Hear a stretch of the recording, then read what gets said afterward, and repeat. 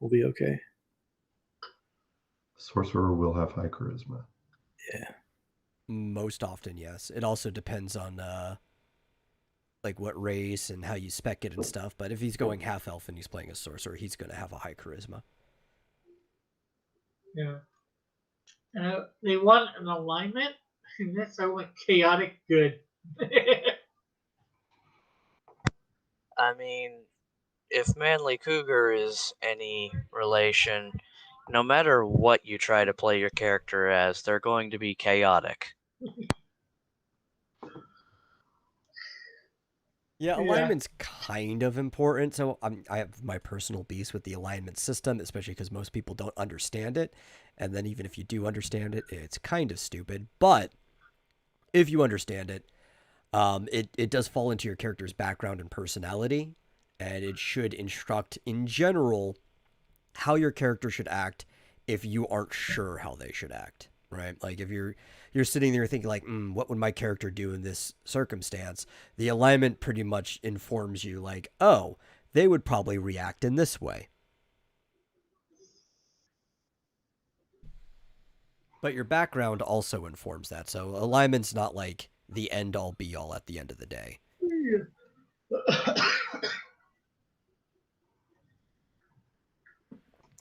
Should I have come into this with like a backstory and everything already prepared? You could just make one up on the fly. It can be dumb. Oh. This is your first campaign. Have fun with it, you know?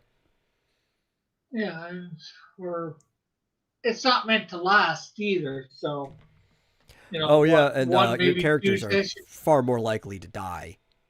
Not necessarily in this edition, because they give you like 3 turns of saving throws before you're actually dead. But you're still very likely to die. There are some cases where you just don't get a saving throw because you were squished by a boulder or you fell off a cliff. That's sad. And I've chosen a rogue for my class. A rogue tiefling. Actually, that's not a bad idea. Nobody plays it that way. Most people play tiefling. Usually pick one of the more like spellcasting classes. But it would make sense to be a rogue tiefling. Like in Neverwinter Nights, I used to do a rogue tiefling all the time. Oh, that's actually where my name comes from, was from my rogue tiefling. Oh, cool. No, it's not that common. It's because tieflings get like their own spells from their race, and they benefit by speccing like a spellcaster. So if you go like bard, cleric, sorcerer, wizard, something like that, you just get a lot more benefits from it. But rogue tiefling's great, especially if you go into like a charisma spec. Yeah, well, like I said, I played this once before, on Chester's stream, and I think it was supposed to be a full campaign. We never finished it. We got maybe like 10 weeks in or something like that. I'm not sure how long. I would have liked to finish it, but it is what it is. And of course, so I have no real idea what I'm doing. Learned from the past that I have a personal bias against tieflings. Oh, this doesn't have wild magic. Not inherently, yeah. So I've chosen my skill proficiencies as acrobatics, investigation, stealth, and sleight of hand. Okay. 2 proficiencies. So we have a rogue and a sorcerer so far. And 2 proficiencies with thief tools, expertise in acrobatics, and stealth. Now, with all that, I have no idea how to do the ability stuff, how to put the scores for your strength, dexterity, constitution. That's dice rolls. Yeah. Okay, so what do I roll for this stuff? It's a D20. A D20? Yeah. Just one, I take it? At a time? One per. Yeah, one at a time. Or, you know, you could Well, that's roll. one way to do it. You could just roll all the stats and be like, the order that the dice fall is also the order, or you can pick the best ones. Most people let you pick. No, like I don't know if I've ever heard anybody that forces you to pick it in the order of the die, but there might be some strange person with a house rule like that. Okay, so there's what 6 there? What can you do? I mean, the default way to do it in 5e is to actually roll a D. I think it was a D6 4 times, and then you add up the 3 highest rolls. Oh, that's weird.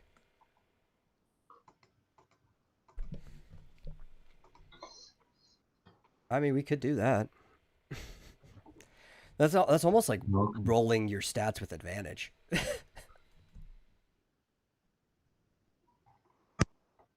Yeah. It's basically like something to. Yeah. I think it was something that was done to kind of like encourage the stats to be more mid-range. Yeah. Since you don't have a chance to get it as high as a 20, but you also you can't get less than a 3. Well, because the stats used to have a cap on it where you just couldn't get less than a 3 or higher than a 20. Or higher than an 18.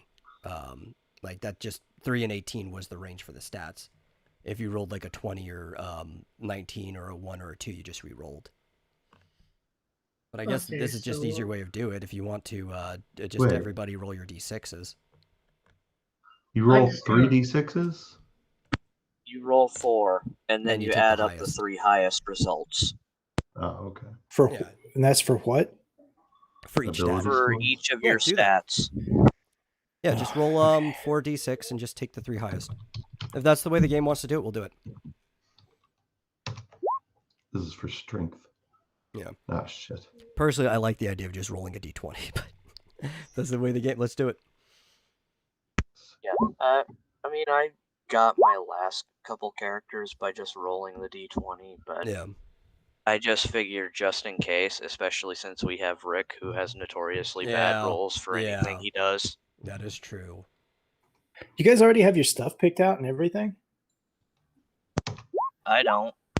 Oh, thank God. No, I'm still wondering what class I want to do because I don't know what we're gonna need.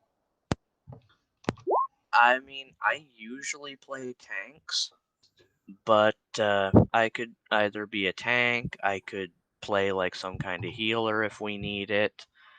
It just depends.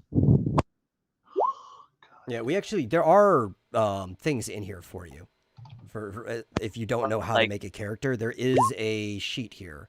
If you scroll down to rulebook where it says creation steps, and that will tell you what you need to do.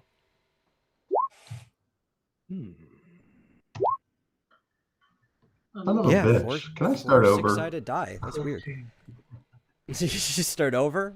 I got the worst rolls. I didn't get anything over a 15. No, you gotta go with it. I mean, you didn't get anything below a 10, I think, either. So that's actually pretty good. You got a 9? That was a 9.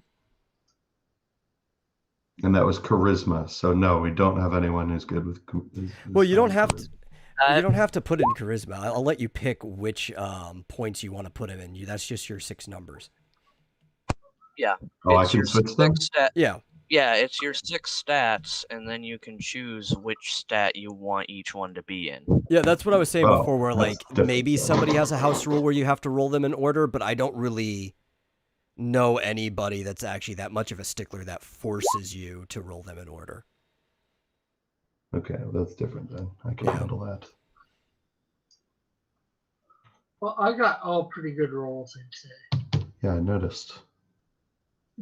Son of a bitch. Just kidding. Figures the one time, right? Yeah.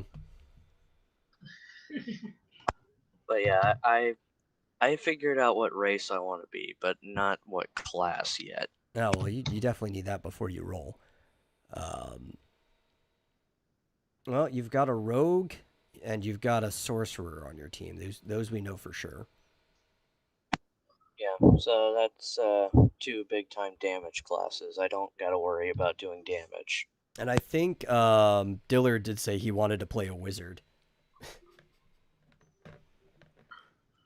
but who knows when he's coming in. Okay, I got so 11, back 12, to- 13, 14, 15, and 9.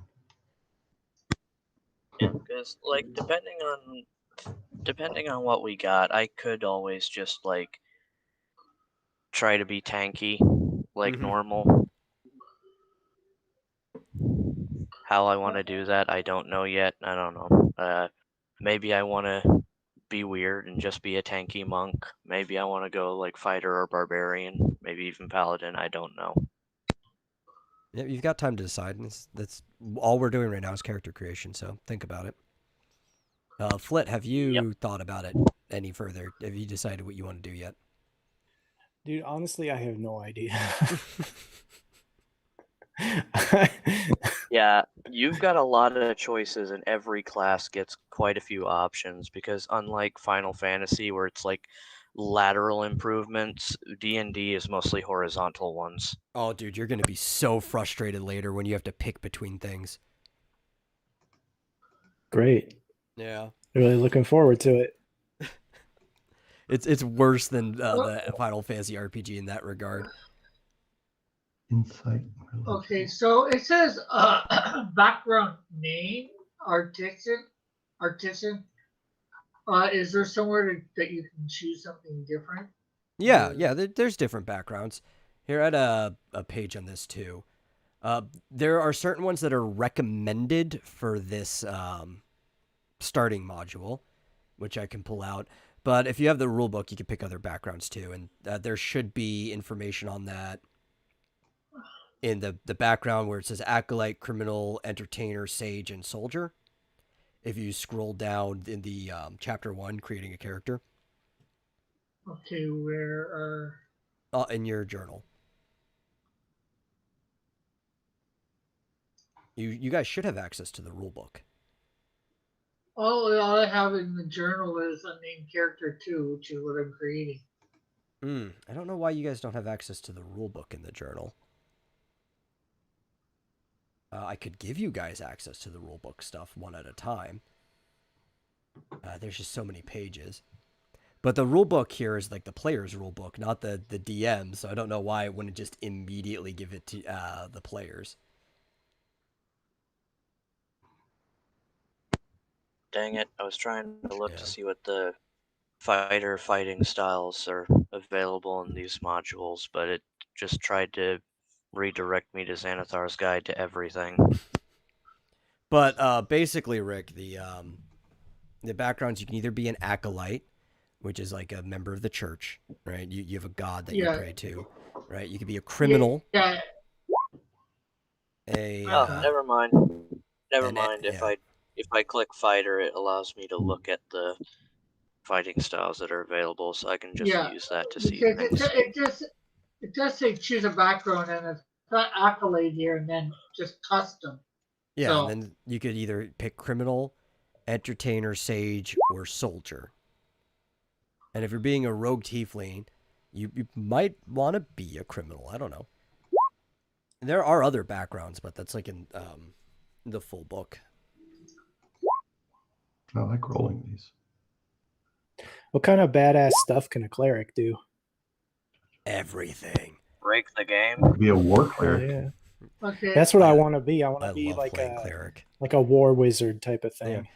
Because so clerics can heal, but they also have things like radiant damage and psychic damage, depending on what you're doing too. Even some force damage, but mostly radiant damage. Like you get God, what's that one fire move? It's like a spirit fire thing. Sacred Flame? Sacred Flame, that's it. Sacred Flame's one of the earlier spells that you get. I think you actually can get that like right away. And it does radiant damage to a target. You don't have to roll, they have to make a saving throw against it. You can also get harm later on, which does like a ridiculous amount of damage. I think it was like 14 dice, right? Let me look at harm 5e. Harm 5e is stupid. I mean, it's always been stupid. Harm's always been a really strong spell. Okay. How did you roll that stuff or whatever for the personality trait and all that? When I got to background. Yeah. Yeah. Harm does 14d6 of necrotic damage later on. That's a 6th level spell. You get that like way late in the game. But like clerics do really stupid things. You can also get as part of your like domain or like underneath the god you service for divination, just destroy undead, where like twice per rest you can just destroy an undead object or monster. Sweet. I want to be a badass cleric who's on a quest to cleanse the earth of evil, and he'll do anything to accomplish his goal. That sounds like the exact same character you're playing in Final Fantasy. No, but like he's not especially good. You know what I mean? Oh, okay. Like he's more than willing to do underhanded stuff if it will accomplish his goal. In 5e, unlike earlier editions, you actually can have basically any alignment with any class now. There's used to be things because there was only certain gods that you could worship with certain classes and stuff, to where like clerics and paladins were locked behind certain alignments. Like paladin could only be lawful good for the longest time, but now you could just play like anything as anything. Sweet. Do I want to be a human? Humans are fun. Is that what they have balanced? I mean, like what's the appropriate race for a cleric? Anything. All right, I'm just gonna be a human. Especially depending on what god you want to serve. Okay, I'm on the background thing, and I can't find anything to roll these personality traits or whatever until I get them. Like what Marsupial stuff there that you put in the chat? Huh? Well, background stuff. I think it's yeah. It just says personality trait. There isn't a roll button. No. Mine had a roll button. Did you choose maybe the specific one? I like the idea, which this is an old thing that they brought back, the idea of rolling for your traits and flaws and stuff, because instead of just like, I want to pick my character, you just kind of have to like learn and deal with whatever they give you. Because I like people being pushed outside of their boundaries. Oh, that's cool. Do we get to do that? That's what I'm saying. In background, there should be a roll button. Yeah, it's there if you pick the one that's for the background that they have, but they're only giving me one background to choose from, and that's Acolyte. Yeah, so I can't. So I chose custom, and then there's nothing there. You have to come up with it on your own. Yep. Actually, maybe I should pull up another window. I do have... Oh, wait, no, I don't... Do I have it on here? Let me check. I may have to be on my hard drive, but I actually do have a PDF of the 5e booklet. I know Travis actually has a physical copy of the 5e book in his house. Do I still have it? Let me look. No, I moved it onto my hard drive. I think my hard drive's plugged in. Let me look.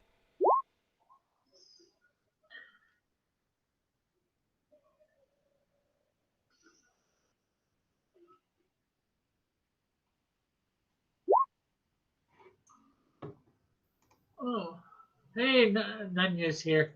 Timothy, in other words. Oh, hey. Howdy. Does anyone know what the difference is between Abyssal and Infernal when it comes to languages? Yes. The difference is the origin of the character. Because the Abyss and Hell are two different places. So Infernal, I assume, would be creatures from Hell. And things of like demonic origin. That's my second language. I think tieflings get infernal by character, just by the default to their race, right? Travis, you played Tiefling before. Yeah, tieflings. Yeah, tieflings automatically know the infernal language.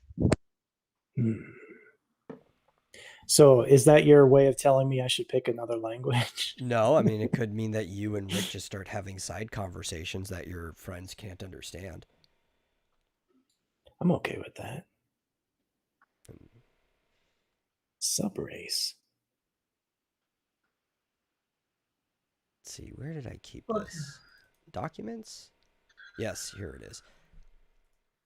I also have like a bunch of Unearthed Arcana stuff in here too, but where is my 5e manual? And I can go chaotic neutral for my alignment, right? Yeah, I mean, like it's in 5e, you can pretty much have any alignment with any class now. Sweet. Okay, class equipment or starting wealth.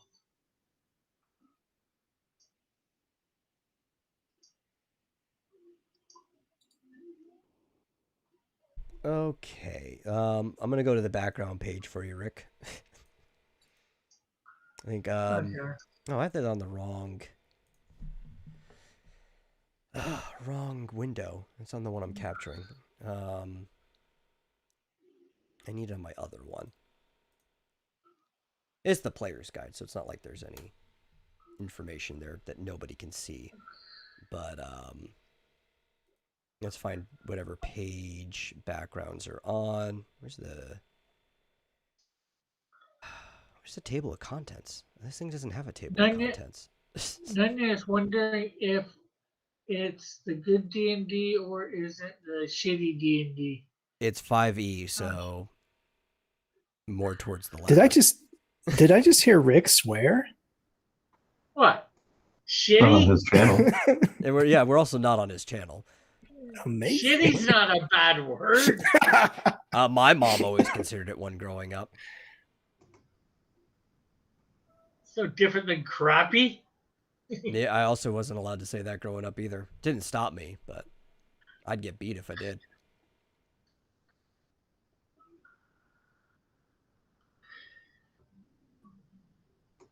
Okay, so you said you're on the background page? I'm looking for it. I'm getting past races. This version does not have a table of contents. It is the original PDF that they gave out when the game first launched. So it doesn't even perfectly mirror the original version of the book. And they've had several reprintings that added more stuff before they even got to the bonus things. Now I'm at backgrounds. Okay, so which background are you looking for? We got, again, Acolyte, Criminal, Folk Hero is in this, if you want to be a Folk Hero instead. Noble. So we got more, and I've got all the roles for it too. Sage, Soldier, and that's it. Man, it actually doesn't even one-to-one have the same ones as the default. So there's Acolyte, Criminal, Soldier, Noble, and Folk Hero. Those are the ones that I have access to. I imagine the book that Travis has a lot more in it. I'm about to go grab the book because I just reached that point because I'm going to be a barbarian. Oh, nice. Okay, so you're going to be tanking for the most part, raging to reduce damage. Folk Hero. Yeah, that's what I figured would be. Like, Flit wants to be a cleric, so I figured, you know what, at that frees me up to tank if I want to, so. Wait, so does that mean you guys are expecting me to heal and stuff? Expecting? It doesn't matter. Because that is not what I was gonna. That's not where I was going with this. See, I was going the half insane street preacher route where he would just rush in and just like screw you guys. I'm going in. Okay, well, I think I'll take Folk Hero. And how's that spelled? Folk, F-O-L-K? like folk music, FOLK. Yeah. Well, I'll be right back. I'm going to grab my book. Yeah, well, I mean, dude, last time I played, I was the cleric, and I was a false messiah, like a charisma cleric trying to create a cult, who actually, now that's like the predominant religion in that world. And I barely healed anyone. I was the main source of damage in that campaign. Okay, so what? By the way, I when- can speak Infernal as well. Oh, okay. Damn, dude. Our whole party can speak Infernal. Probably not the barbarian, who I'm Well, good, guessing we can probably have has a conversations. 9 in intelligence looking at his We'll stats. just exclude his dumbass then. Yes, he does. So when you get a minute, I'm curious about these skill proficiencies. So Yeah. Well, he actually can't have a 9. Sorry, there's only supposed to be 3 of them. Those things can't beat your stats. Yeah, Yeah. So it's even less than that. You I only have an 8. intelligence of 8. Yeah. Wait, it didn't take my bio. What Yeah, happened? my stats are 15 strength, 12 dexterity, 17 constitution, 8 intelligence, 11 wisdom, and 11 charisma. I have 12 strength, 17 dexterity, 14 constitution, 16 intelligence, 14 wisdom, and 17 in charisma. And charisma Overall, and I got dex. pretty good rolls. No, those are good for Rick though, because if he's going to be a rogue, and especially a tiefling rogue, charisma and dex are probably the 2 things he wants to have the highest of. I mean, the fact that I don't really have anything below average other than intelligence, and it's only an 8, that's actually pretty good compared to what could happen for a barbarian. Oh yeah. Could have been like my last one and been a drooling idiot. Okay, so I got chat for proficiencies. I would tech and then tinkerer's tools. Okay. But Okay, so so you how do I- folk hero, right? That's what you picked? Yeah. Let me scroll up to it. Or scroll down. I'm above it. Just assuming. Okay.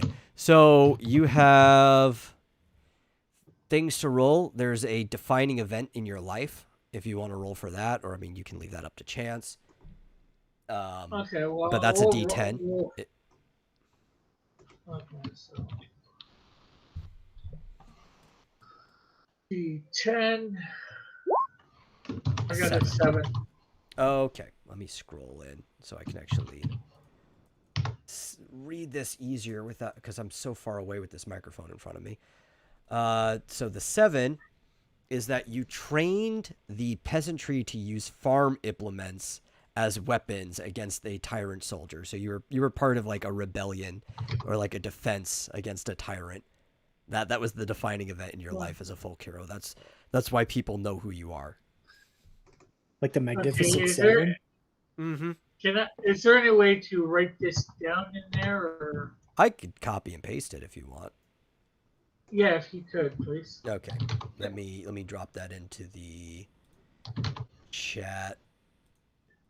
No, it has 2 of them here. Do I need to roll that D10 again?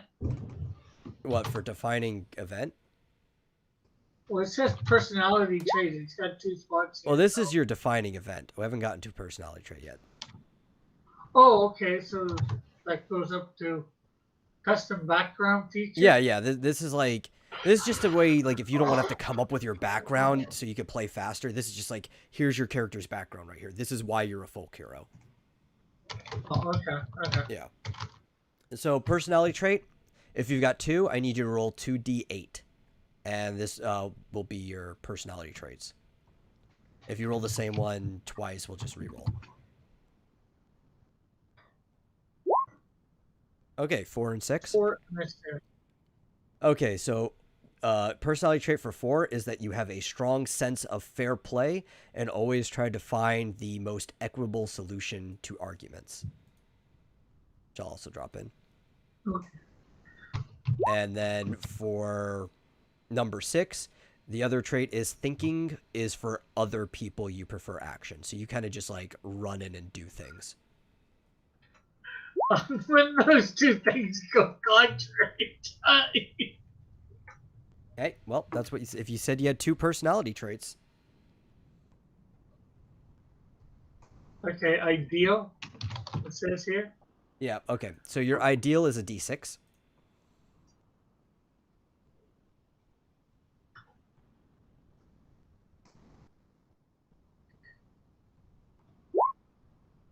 2. Okay, 2. Well, actually, this kind of fits with Oops. one of the things that you already rolled. Your ideal is fairness. So no one should prefer treatment before the law, and no one is above that. Now, typically, if you're going to do that, though, that means you're going to be a lawful character. But you chose chaotic. Well, I chose chaotic good, so. Yeah, but that's it's typically a lawful ideal. These are for people who really don't want to, force things. If you want to custom, you can do whatever you want. Yeah.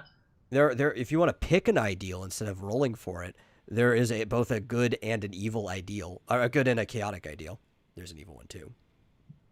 Okay. So the good one is respect, and the chaotic one is freedom. I guess I'll go respect.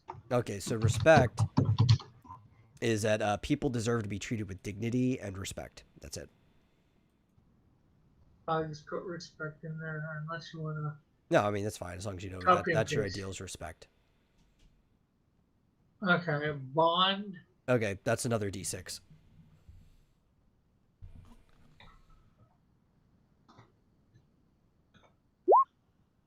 Three. Okay.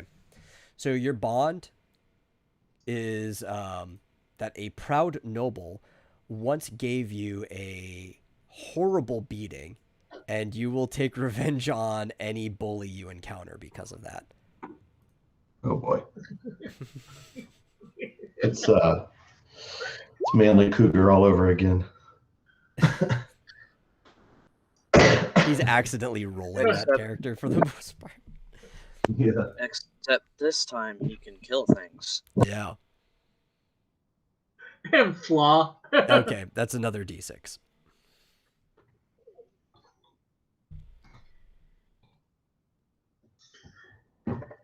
No, watch. I can't kill. One. Okay. The flaw is that the tyrant who rules your land will stop at nothing to see you killed, which makes sense since your background was helping to arm people against the tyrant soldiers.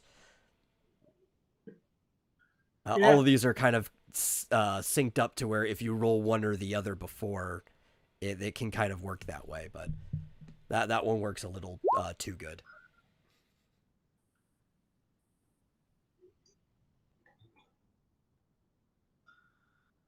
This should be fun, I think. Yeah.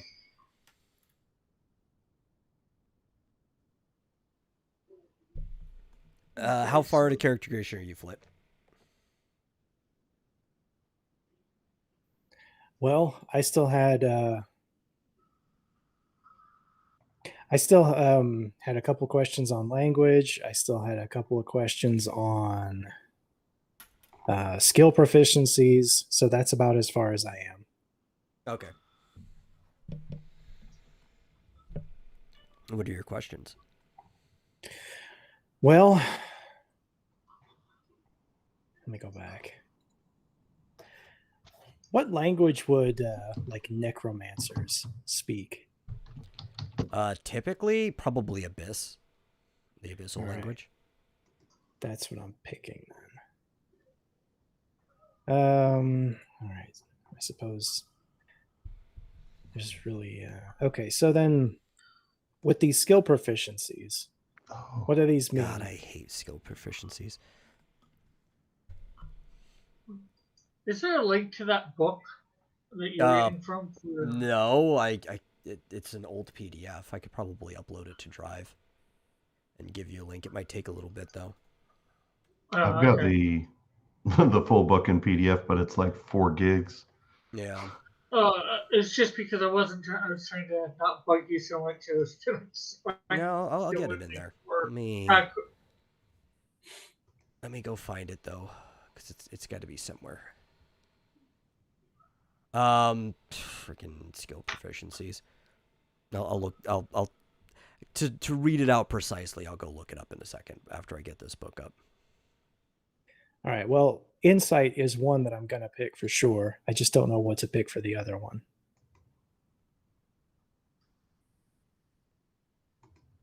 Yeah. Basically, just the skills in general, the way they use them in this game are just the things that you know that your character is good at.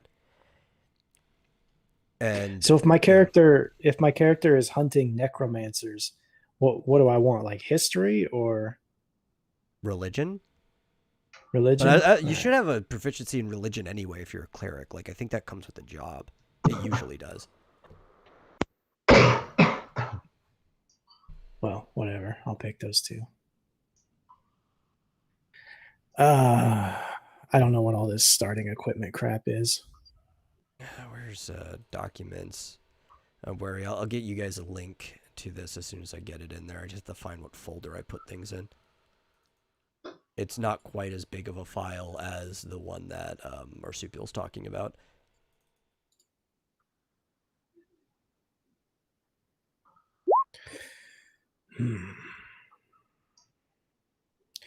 Ability score method. Yeah. Custom is my only option. How many proficiencies can we have? That varies on your character. Like bards become more proficient than other characters do. Like how many more starting? Will it stop you from adding another proficiency? And I don't know how the online character builder works to know that.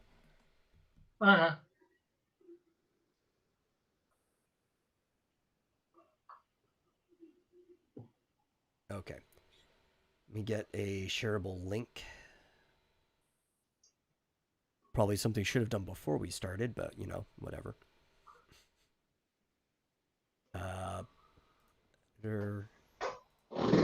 Copy link. Let me go find.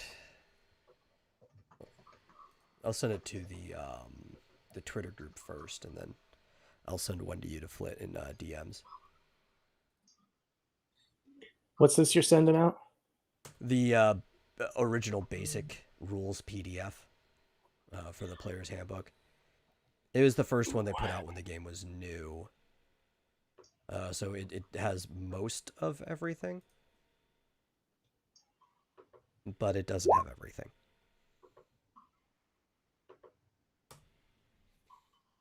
And this is just a drive link to the PDF.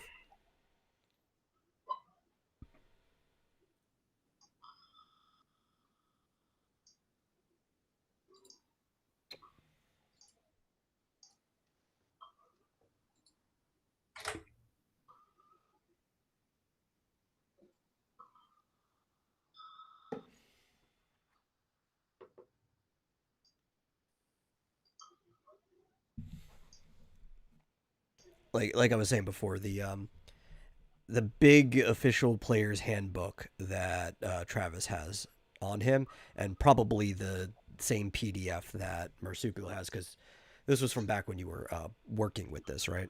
Mm-hmm. Yeah, they probably have a lot more information than the PDFs that I have. Yeah, I have the whole book. I have the whole player's guide. Right in front of me, which it's a shame because I was looking at doing wild magic, but the only thing available here was draconic ancestry. Yeah. I mean, if you have it in the guide, you can do wild magic. You just have to custom input. I guess. That's what my brother played last game that he was playing in. It was a sorcerer of wild magic. I drew his character for him. He didn't even notice till I pointed out that I drew his character intentionally with 2 left feet, because that was my little thing's like, wild magic changed him to have 2 left feet. And for like half the campaign, his character was blue, just because of that. Is it because you're just using the starter? Yeah, probably. Like, can you buy like the full thing? I don't know. It would give you everything. We're just working with what we got. I don't know. No, I'm just saying theoretically. I'm just nothing for this, but what's this domain thing? I'll be right back. So as a cleric, you need a domain, and your domain is basically, that's going to be like your class or subclass. It's going to be to the god in which you pray. Well, I only get one choice, so. You want war domain, I thought. I only get life domain. It's my only choice. You should be able to put war domain. Well, Does it give you it's custom not there. choice? It says choose life domain or custom. You have to put custom. Everybody's only getting like one choice with the way the character thing is. Just put custom in war, and I think it might be in this manual. Let me go to the class for cleric. So custom subclass name, is that where I put it? Yeah. Custom subclass. Classes. What page is classes on? Right, I put war in there. I really wish this book had come with a table of contents. Ugh, more proficiencies? Yeah.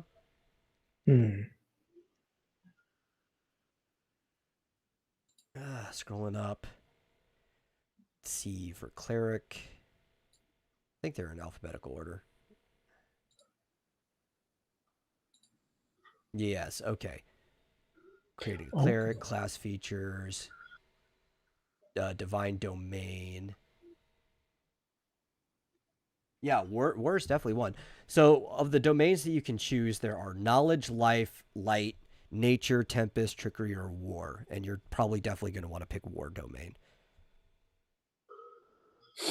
Yeah. So it looks like I have a choice in proficiencies. It looks like I have a choice between, so obviously weapon armor. I don't know what tech is. A lot of times I just Google stuff because I have like a lightened handout. And a lot of times you can just go to like DnD 5e wiki dot or even Roll20 sometimes got stuff on there, and it can tell you about your domain.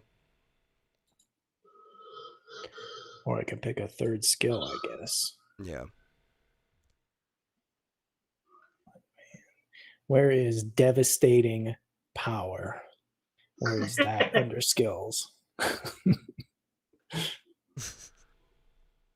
The best part about war domain is at level 1 you get proficiency in martial weapons and heavy armor. So you're basically like a paladin in that way. Martial weapons are like two-handed weapons, that sort of thing. They're weapons actually made for war, so like swords and stuff like that. I just want to wield maces. Simple weapons. Yeah, you can wield a mace if you go war. I get domain, that. yeah. I get that natively, though, right? Yeah. That just becomes part of your thing. Yeah. Maces and flails. That's what I want to wield. Okay, Tiefling for spells, it just has Tiefling standard, Tiefling cantrips. I'm not sure how to pronounce that word. So a cantrip is a level 0 spell that if you pick it up, you can cast it without needing components or spell slots. Yeah, they have Thaumaturgy. Oh yeah, that's Travis, isn't that what you picked up when you were playing Tiefling? Thaumaturgy? What was that? Thaumaturgy? Yeah. Or is that the one you were considering and didn't pick up? That was the one I was considering and didn't pick up because okay. I picked the winged subclass or subrace. That's right. You wanted to fly. Which did not come in handy even once. It never does. So,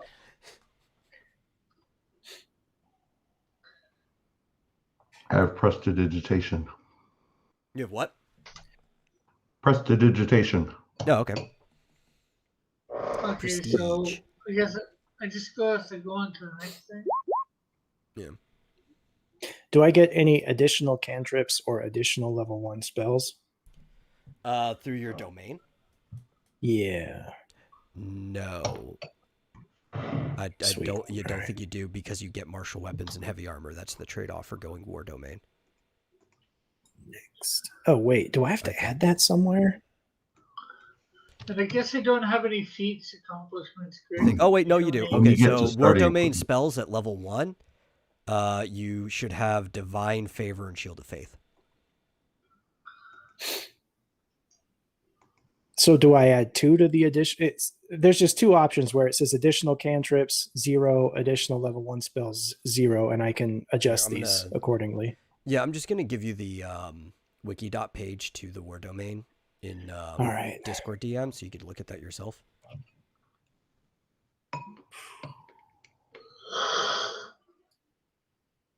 Very good. 5e.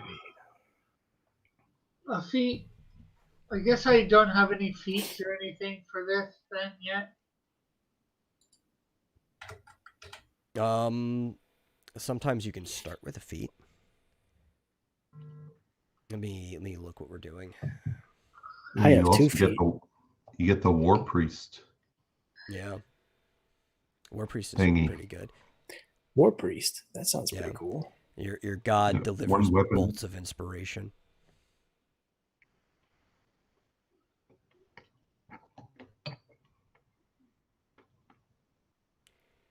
You can make one weapon attack as a bonus action.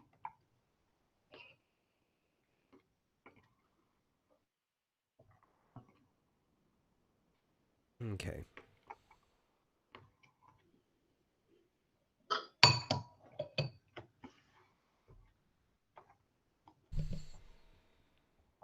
Yes.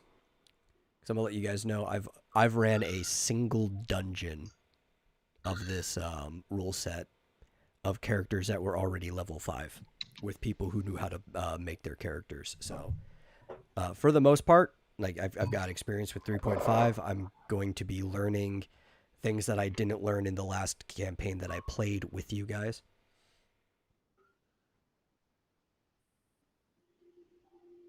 There is a lot of crossover. We learned that when we were playing, but there's also a lot of stuff that changed. So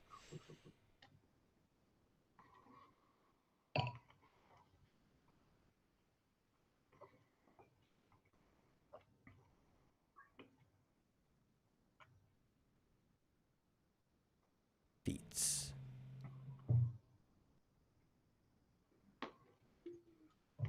What page is Feats on?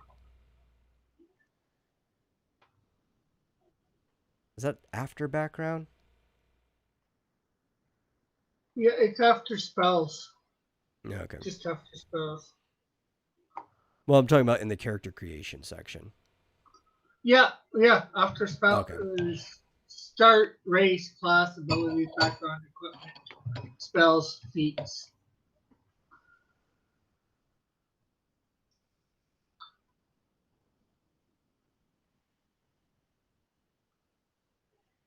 So no, a lot of times you don't even end up getting feats if things are working the same way until you level, and it says that you can either pick up stats or an additional feat. You know, you have to sacrifice whether you're going to pick up an extra stat or a feat. Or sometimes a DM can award you a feat at the beginning, depending on your background.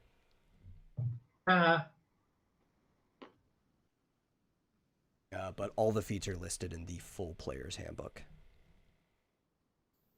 And I didn't see anything where it says I get anything extra, like any extra cantrips or additional level 1 spells. So. No, you just get the starting ones. All right. Okay, does not have anything under my abilities.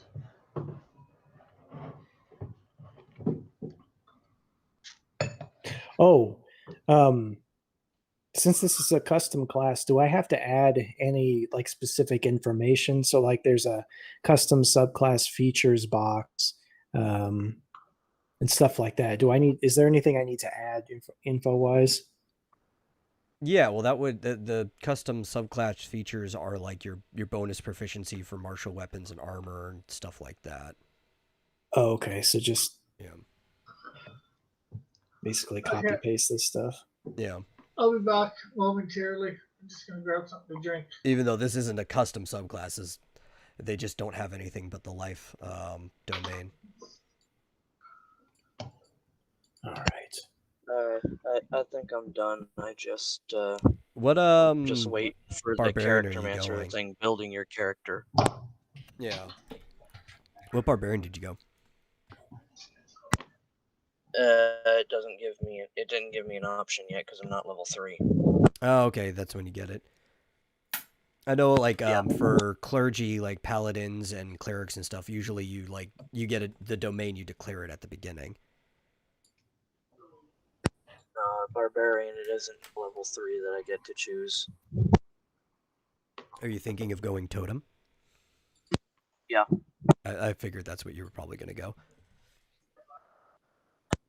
Is there supposed to be like a like filling in this progress bar for the building your character thing? I don't know. Because I just put to save changes on there, and it's just building your character, but it's just staying on there. Oh, dude, I really don't know. This is the first time I ever did it. I'm guessing that's yeah. It still says building. Yeah. Oh, mine came right up.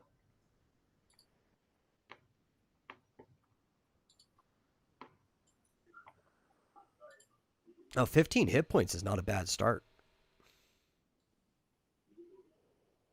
Oh, is it showing for you? On the review page.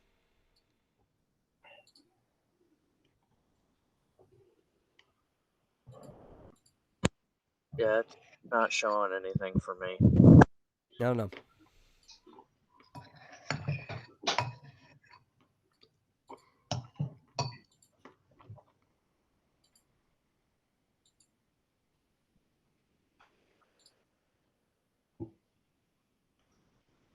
I'm like slowly checking in on Okay. everybody's stuff. Did it go through? Not really. It's just showing review, but it doesn't show any of the choices on the review part. Yeah, that was the same thing that it was showing for me.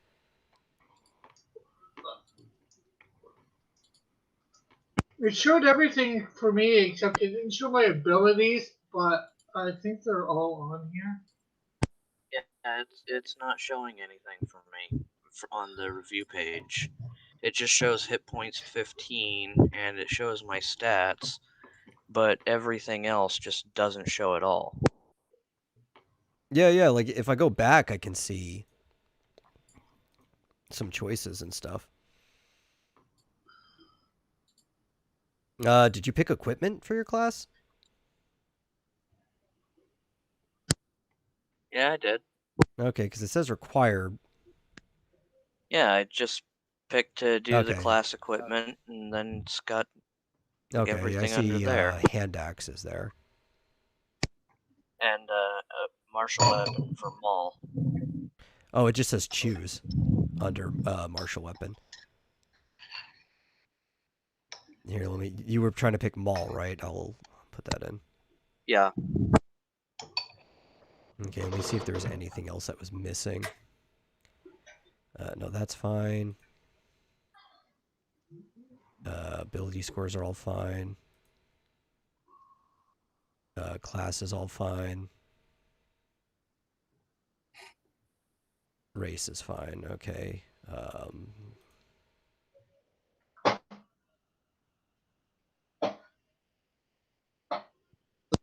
Yeah, but then I go back to review and it's not showing anything. Your class just disappeared.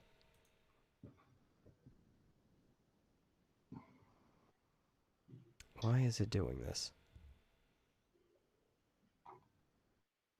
All of your class options had disappeared. What were you doing again? Intimidation and perception? It was, no, it was... I thought I saw perception. I forget what the two were. But all of those options had disappeared when I checked your class page.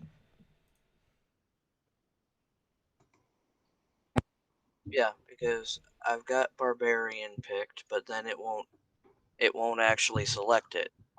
It just doesn't show anything. Well, what were the two proficiencies that you chose?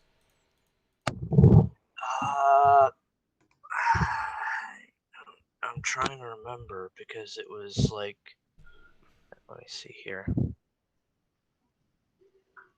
Okay, it just like must have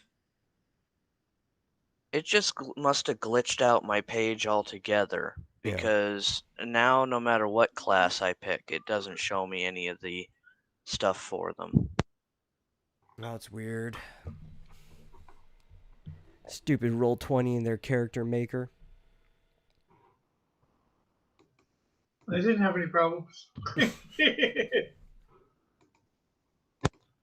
just gonna write down my stats on a post-it note and then just do it manually. Okay. I mean, you're one of the people that shouldn't have a problem doing this manually anyway. You've built a character before. Yeah, I just thought this would be easier to just put everything in, but now it's just being a pain in the ass. Mm-hmm. How's everybody else doing right now? While he's doing that. I'm assuming, Marsupial, you're done. I'm done. Okay. I'm done. Shut up, both Marsupial and Rick. Well, we started a little bit before you. Oh, shit. The late Silas Bremain. Why is he late? Is he playing a dead character? Who? I don't know. Who's a dead character? Dillard. Here we go. He's here. Oh. Yes, I didn't even notice it. Yeah, okay. I remember you saying you wanted to play it like a necromancer. He is thought to be dead. Or you're trying to become a necromancer or something like that. No, I'm just super edgy.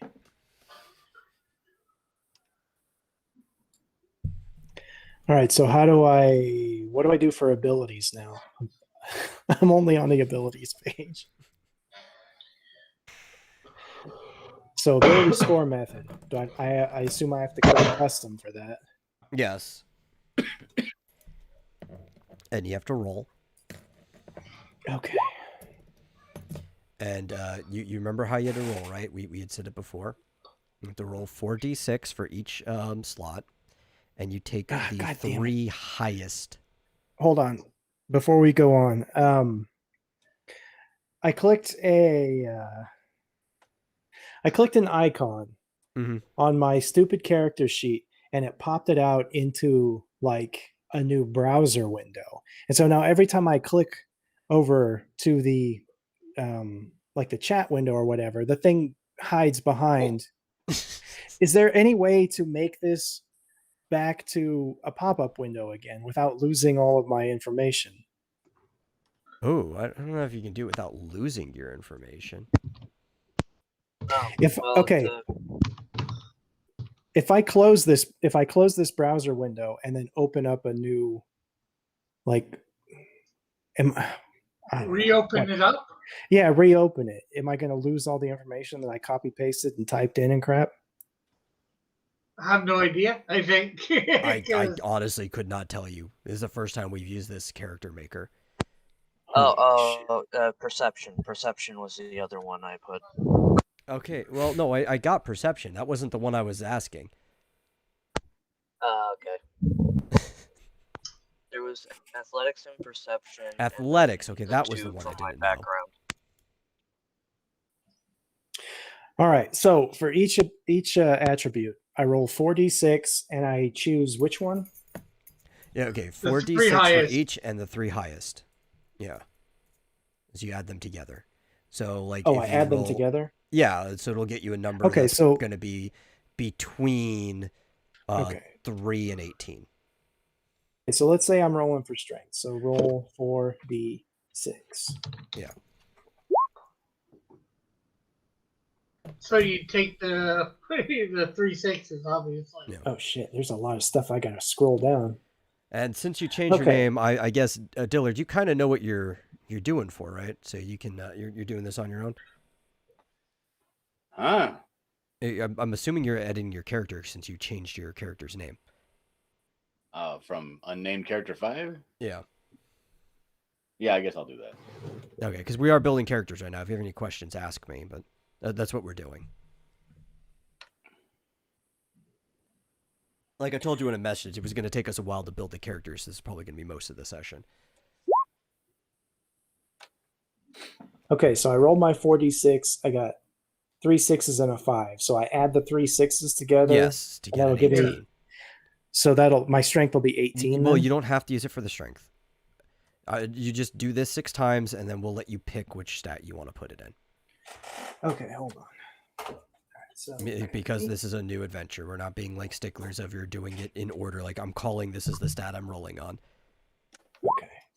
You just need 6 numbers in general.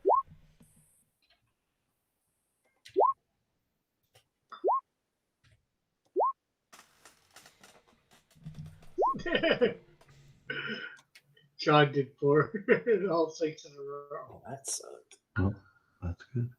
Yep. Well, it is good that he got all of his 6. I have no idea what he's gonna put that 4 on. I'll probably put it on strength.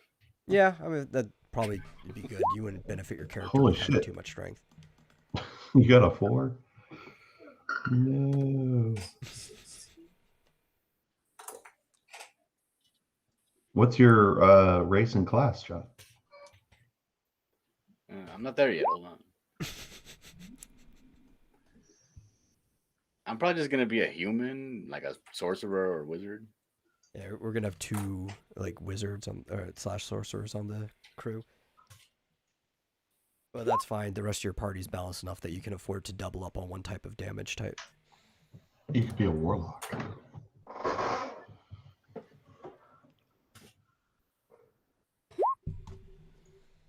Oh, this is gonna take a long time for me. This is super hard to navigate this character maker. 16. Okay. 1, 2, 3, 4, 5, 6. All right, I've got my 6 numbers.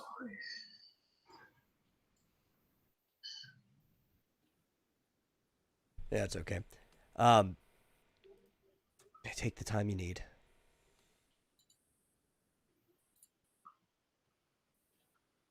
With how long it's taking Flit to figure this stuff out, because to be fair, this is really confusing the way they did the maker.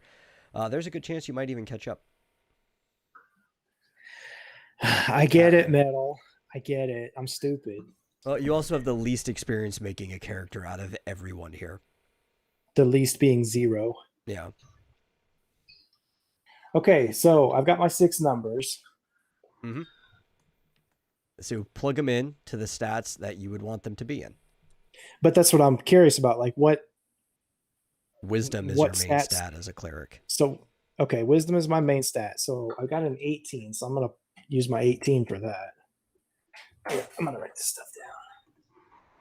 But you're also a war cleric, so you need to worry about your strength and your constitution. Well, I got 2 16s, so I can do that. 16 into strength and 16 into constitution. Strength. Constitution. Damn, it's thundering like crazy outside. Yeah. Your other stats wouldn't necessarily say they're junk stats, Holy like shit. intelligence and charisma wouldn't be bad for your character either. But the other 3 stats are all basically junk stats, so you can figure out which one you want to put the other things into. Which is the least important between dexterity, intelligence, and charisma? I mean- for your character, blindly running in and stuff like that, it's probably intelligence. All right, so I'm gonna go. It's gonna use either my that or 10. charisma, but if you're going to be Oh, in the really? clergy of any sort, you probably want some charisma. Yeah, because I've got a 10 and 2 14s. Yeah. So I'd probably put I'll the go 10 in my intelligence if I were you. yeah, and then 14 for dex and 14 for charisma. You definitely Alright. want at least some dexterity if you're going to be running in, because there's some things that you just need to make a dex saving throw if you're just like up in people's faces. Dex, and what was the other one? Shit, where's my other 14? Oh, charisma. All right. Do I have to put a sub race? No, right? No, you don't have to. You can just be the normal race. What about subclass? Yeah, I mean, that's optional for the most part. It depends what you're playing, what route you're Like a going. warlock. Like, yeah, if you're going to be a warlock, I'm pretty sure. Do warlocks even have subclasses? I thought that was kind of treated as a subclass for the most part. Oh, so it fills in your modifiers automatically. That's great. Yeah. It might have subclasses because, like, sorcerer used to be a subclass, but now it has 2 subclasses. Yeah, because it's its own class with route. Yeah, it is now. Hey! Bless Let's see you. if warlock does. I got 11 hit points. That's sad.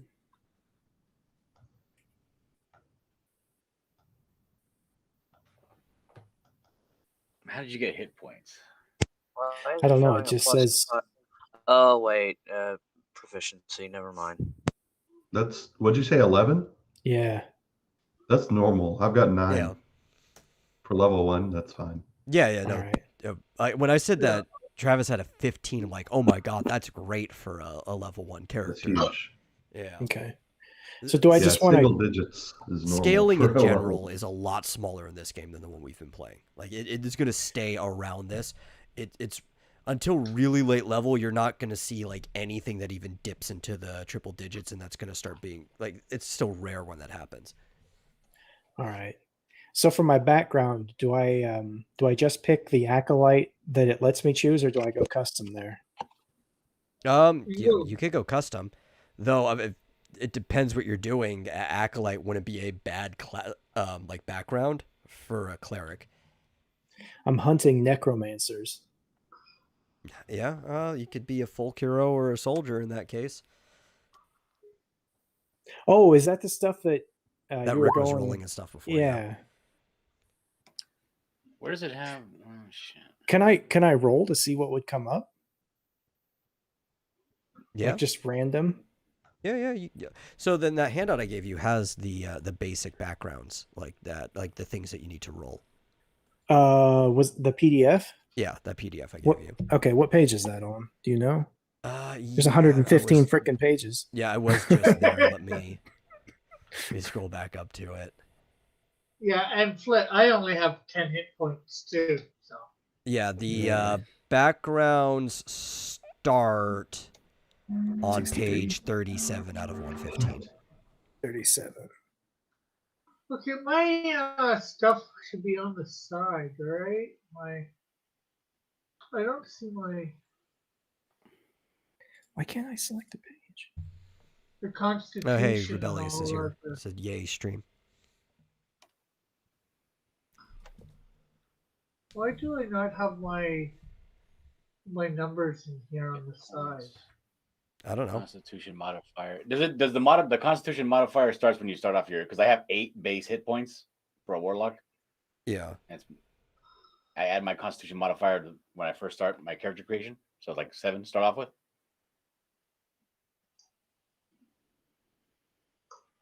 Yeah. Okay.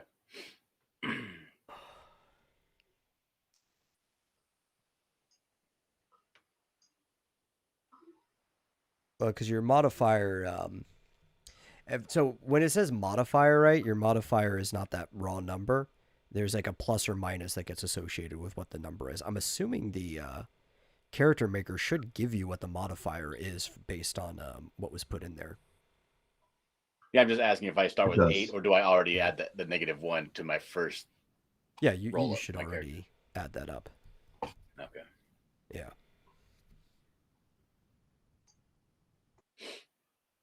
Wait. What? Back up. What are you talking about? So when you have your attributes, right? Your ability scores, the raw number of your attribute isn't often used for anything. There is a modifier that comes with it, right? So like 1 to 2 is a minus, and then so on and so forth. If you're at around 9, 10, that's going to be average, so that's 0, and then above it things start getting plus.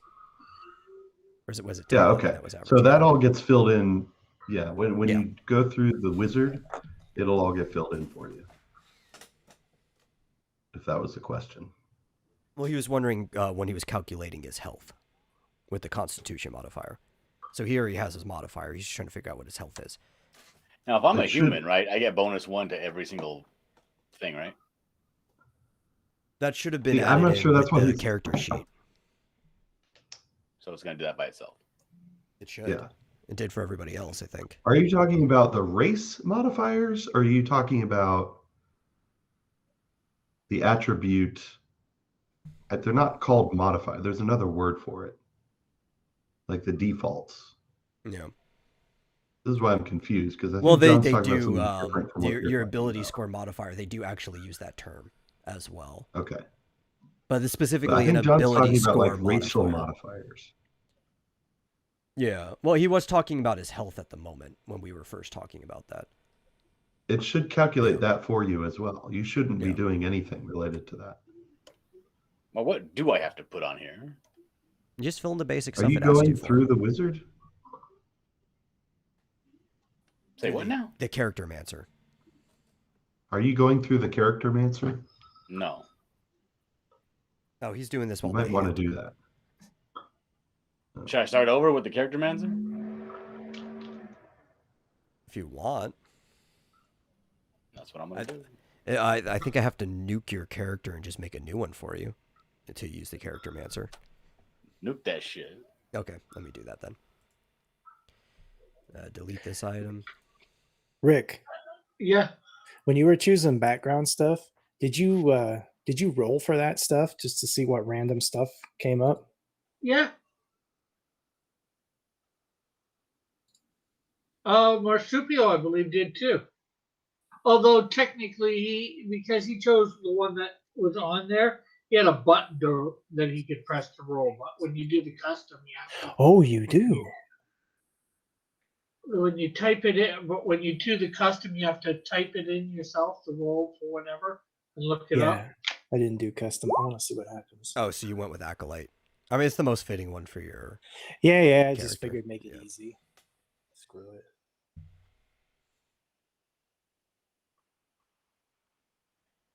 Hmm.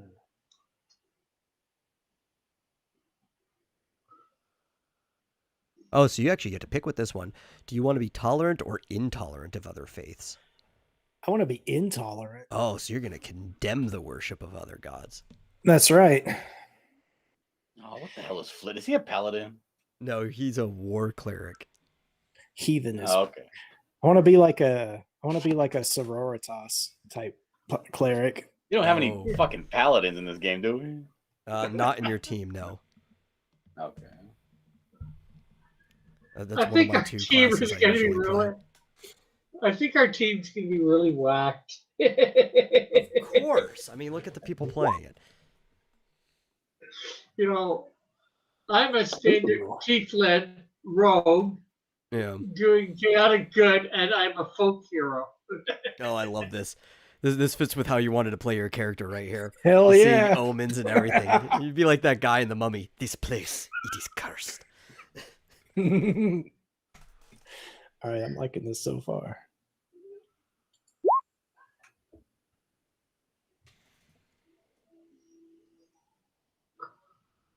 You can still use the same stats you rolled up because it was going to have you roll them anyway, John.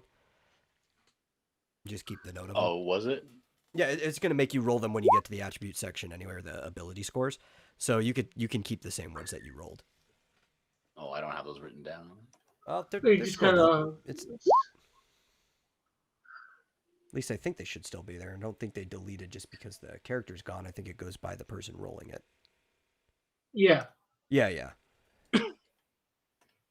Okay, so I have the ability now to just go ahead and choose Yeah.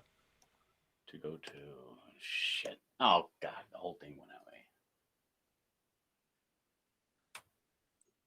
All right, I think I'm satisfied with that. The character mancer was giving Travis some trouble, but he's made a character before, so I trust that he's able to fill out the character sheet without having to use the kind of like creator wizard thing. How are you doing, Travis? I got that same second personality trait. Doing okay. Just having to put all the equipment that I'm supposed to be starting with By hand. Yeah, what's the difference between class equipment and starting wealth? You get to just pick do the what class you want. equipment. With the starting wealth, you have to buy all the things that Yeah. you want to start with. Screw that. And that'll vary by class, or in some cases with the extended backgrounds, if you have a certain background, you might come with more wealth than somebody else. Like nobles or merchants will have more wealth than like a normal person will. But if you choose the character equipment, you still start with a certain amount of like gold pieces. What they do But is it's they also- give you the gold worth of your piece, or what they consider it.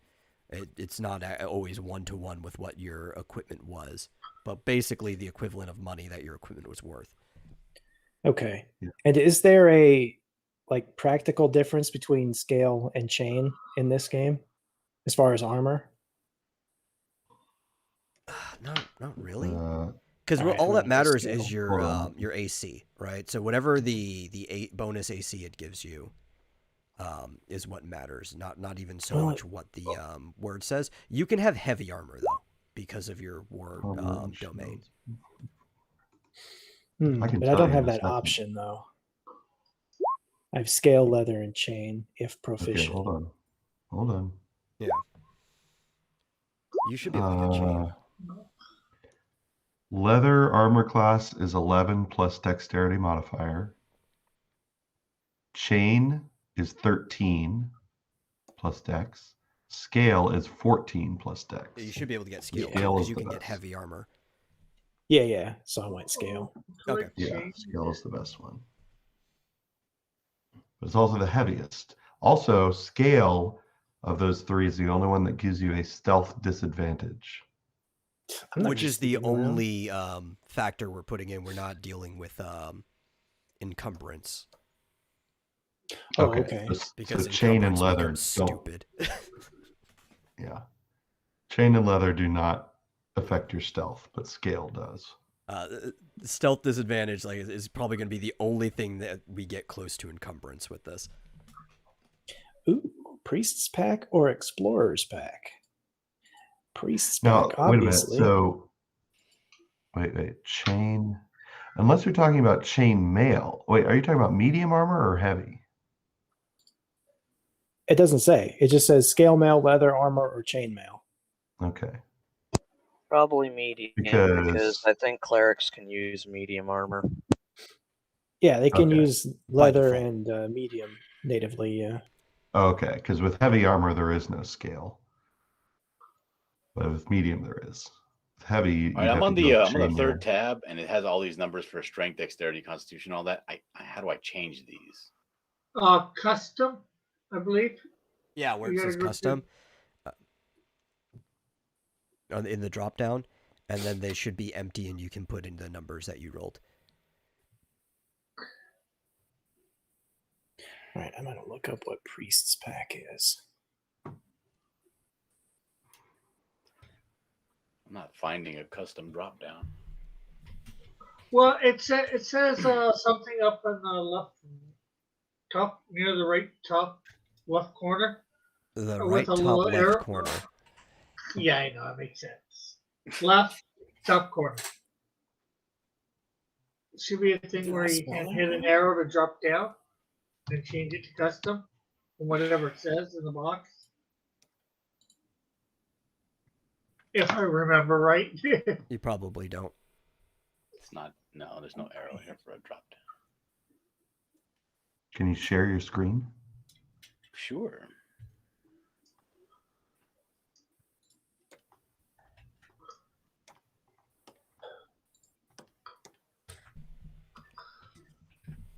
Here's where I'm at. See where it says Warlock there? I choose custom. Oh no! You need go over to abilities. Wait, have you chosen everything under class? I think I have, yeah. Yeah. Then they hit next. Okay. Once you actually get to the ability tab, that's when they'll let you change that stuff. Oh, okay. I thought this was going to go away when I hit the next tab. Okay. You can make this bigger too. Then where it says but I have it set like this because normally I can't click attack and then I have to click the monster to attack it. And I have to have the window small to have it out of the way. Oh man, we are so big on your screen. All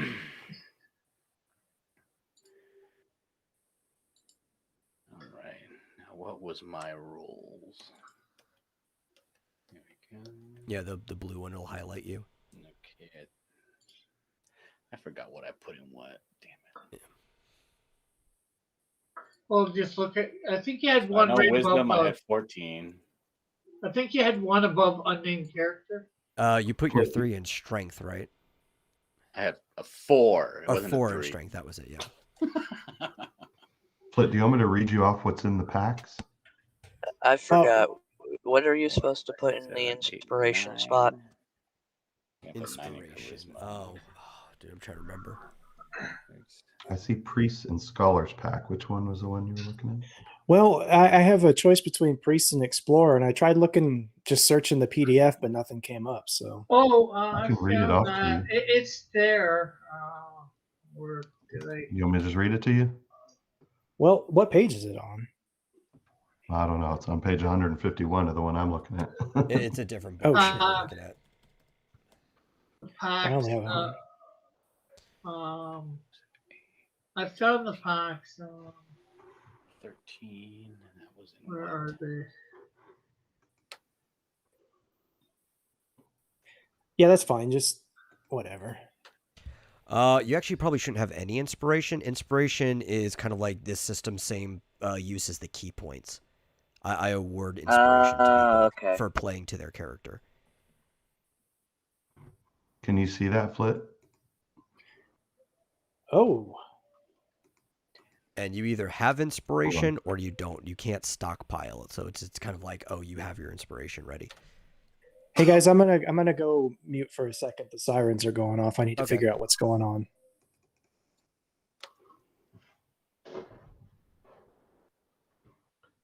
Well, I have the Explorers and Priests, and I can't remember. He told it to me twice already. Explorers, Priests, and Scholars pack on the screen.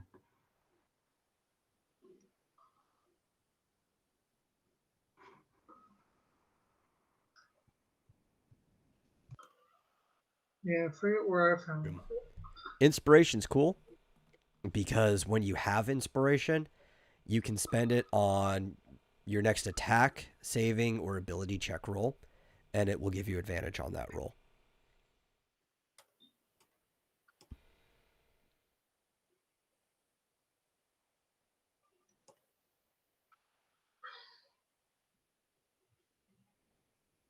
You can also pass your inspiration on to somebody else if you think they've done a good job playing their character, especially if you think you're going to get yours back faster than they will.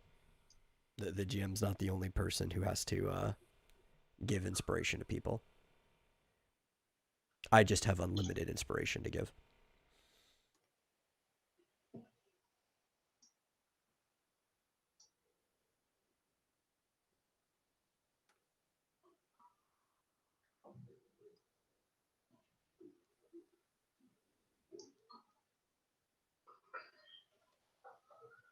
So I do like the way they do attack rolls here, since they'll do your actual hit roll first, and then I think that's the damage after that, right? Or no, this is sorry. What they do is they roll advantage by default.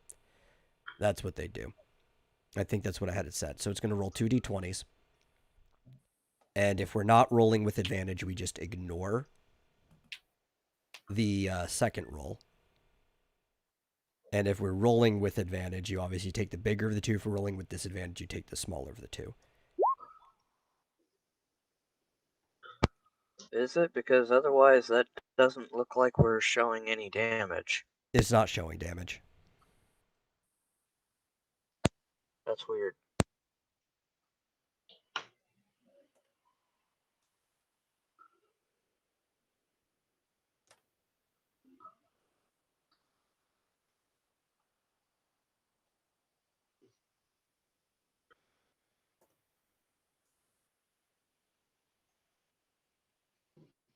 Did you also go with Acolyte, Dillard?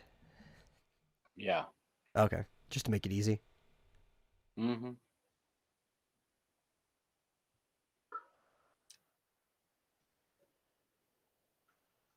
These weapons they're giving me, these are all ones that I have the ability to use, right? It should.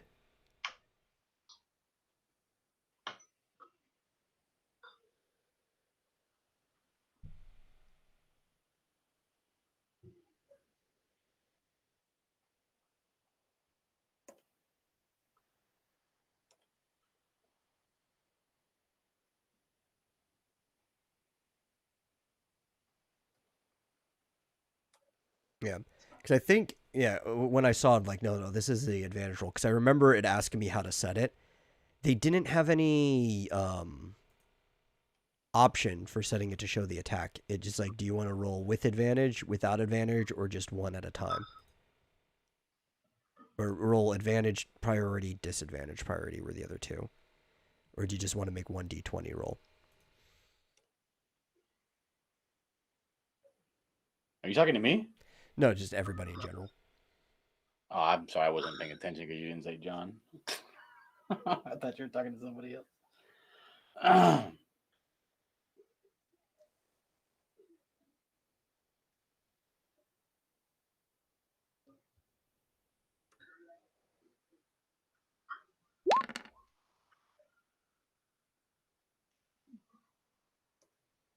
Oh, there we go. Click. You can click the actual name of the weapon underneath it.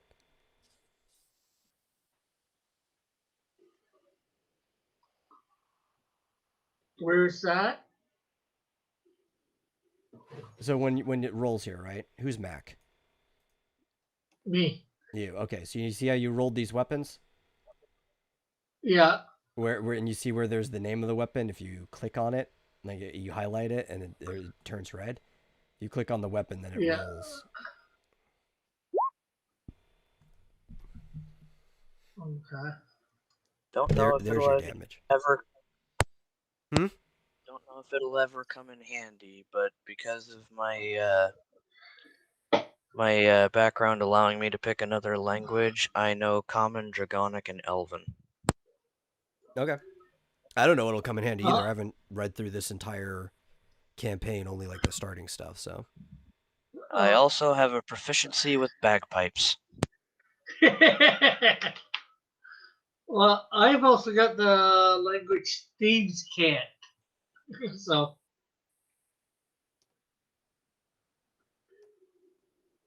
I've got dark vision, hellish resistance, and sneak attack.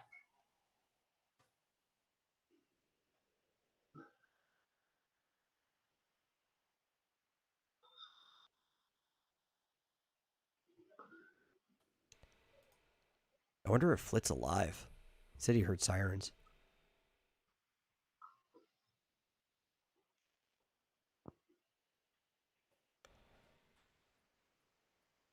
So who's all got their thing done? I've got mine done. Marsupial's done his done.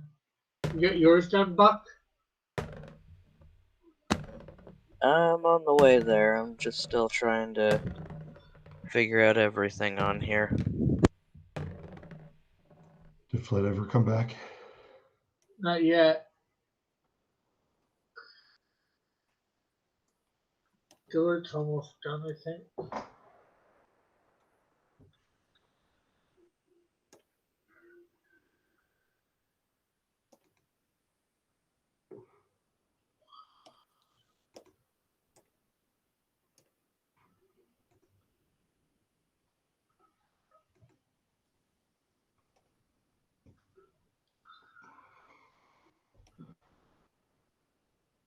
Goblin.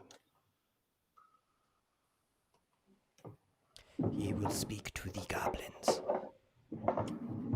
Okay, I'm finished.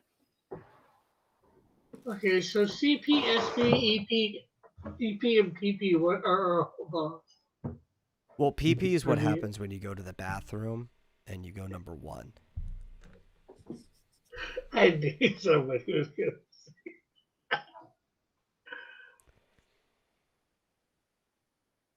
Everyone's going to speak Infernal. John's speaking Infernal? I don't. I got my reason.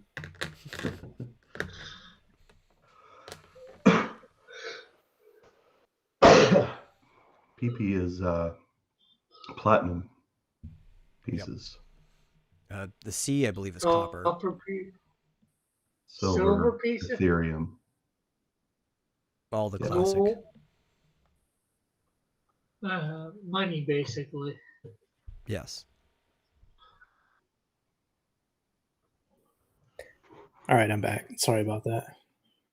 I am over carrying capacity in my weight limit. Well, thank God we're not dealing with encumbrance. What? How am I going to harass Rick daily? Here, Flit, I'm sharing what's in the packs. Okay. Let me go run to the store real quick. I need some cigarettes.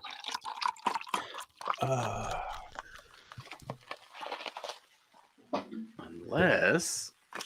No, this one's in. Yeah. Okay, looks like I am starting with 70 gold. All right. Yeah, I'll go with the priest pack.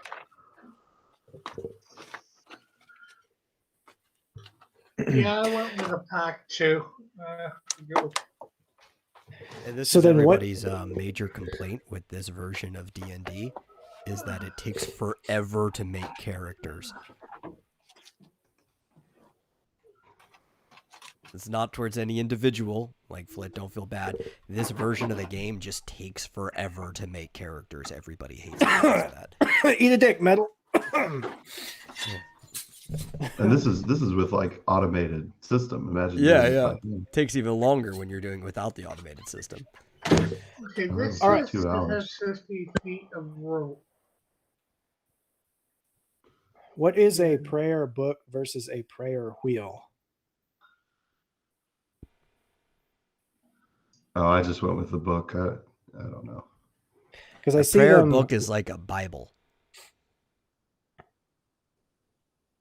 I see them like under equipment, but it just says prayer book or prayer wheel. So it's like not anything special. It's just a. It's just an object that you need to cast spells. Yeah. All right, I'm gonna go with a book. Because like a prayer wheel traditionally, it's like a scroll type thing. It's a mantra. Yeah. All right. But you do need to I pay think attention to what your components are. What do you mean? Well, right now, for the most part, you'll have like maybe a level 1 spell, but it's cantrips are what you're starting with. But cantrips don't require components. They don't use a spell slot. They're just there. You can they're basically spells that you as a spellcaster have mastered, the most basic Right. spells. You can use them as much as you want. But once you get to the level spells require components. You have to have them on your person to be able to cast. So like like I need a candle in the skull of a demon in order to cast a spell, that sort of thing. Yeah. potentially. And the spell slot. It'll tell you, the spell itself will tell you what components it needs. And it'll consume these components with each cast. Not always. Actually, That's most things dumb. don't consume components. You just have to have them on you. It just needs to Well- be a semantic and a whatever component. Whatever. Thematic. Next. If it All right. has an M, if the spell has an M, then it requires some sort of material. Yes. All right, now I'm at spells. So, like, for instance, light needs either some sort of bioluminescent moss or a firefly. Do I need to be looking out for those then if I want to cast light? Yeah. For the most spells or whatever, you can buy the components in most towns. I don't know what's all in these towns. I haven't looked at all of them. I do know where you buy healing potions. I did look ahead on a lot of stuff, but you can usually buy, or you can request to start with certain components too, which is kind of like what you look in there, the prayer book or the prayer wheel. For some cleric spells, you just need to have your prayer book to cast some of them. That's just the component that's Now- necessary. Now, if I get light as a cantrip, I don't need all that crap, right? Yeah, as a cantrip, you can just cast it. You don't need it. Oh, is it- is it? I got that as a suck. cantrip, but it says you need a firefly or moss. right. Oh, Yeah, I God. mean, that's a variant, but most people I know have never ever made you use a component for a cantrip because it's just a level like 0 spell that you can use at any time. All right, where are all the freaking spells? So I know what each spell does. Or also, typically, the other way is usually you just start with the materials that you need for your cantrips. Okay, let's see. Which, if we want to be that meticulous, you guys can just start with the things you need for your cantrips. I want you to be able to do things at level 1. Where's my component? Because mages, the whole reason of having cantrips too is that mages are really boring at level 1. Right? You get like to use a level 1 spell once if you don't have cantrips, and it's like, eh. I'm just gonna whack things with my stick now. I have hempen rope. So I will freely let you have whatever components you need to use your cantrips at level 1. It's not like it's something your barbarian has to worry about. He just screams at things and charges.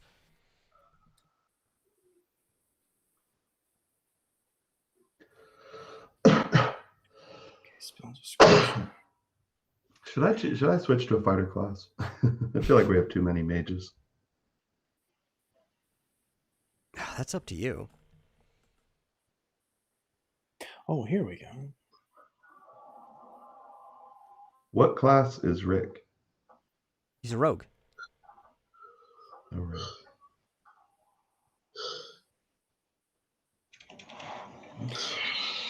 Oh, the spell descriptions aren't divided up by class. You can find them by class though online, like Cleric 5e. I was doing this all the time when we were playing. I just went like Cleric Spells 5e, which is a very easy thing to find.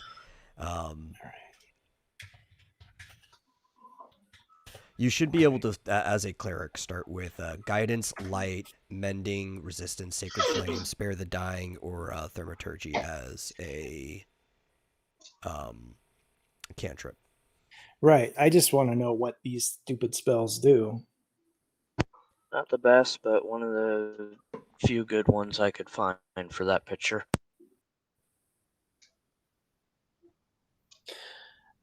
Well, this is nice. It gives me the list of spells, but it doesn't tell me what they do. Where'd you look? I just typed in. Okay, this is dnd5e.wiki.com/spells cleric. Oh, okay. Are they clickable? If you click on the spell, sometimes they'll bring you to another page. What spell are you looking for? I could probably just tell you what it does. I don't know what any of these spells do and what they might be good for. So okay, are you looking for recommendations on starting spells? Yes. Okay, what are you trying to do with your spells? I could tell you what was a good one. Destroy my enemies in mighty health, holy fire. All right, so light seems pretty obvious. Resistance, Sacred Flame is probably the one you want the most. That's is the that an best starting offensive spell. Yes. Okay. That's the one I always start with when I'm playing a cleric. It does radiant damage. Oh, if I select it, the description comes up. Okay, never mind. All right, let's see what else we got. But Sacred Flame does 1d8 of radiant damage. It has a range of 60 feet, instantaneous, so you don't have to concentrate or anything like that. And your opponent must make a saving throw with no benefit or cover. It's just like it pops up where they are. Mending. Why would I want to do that? I want to destroy things, not fix things.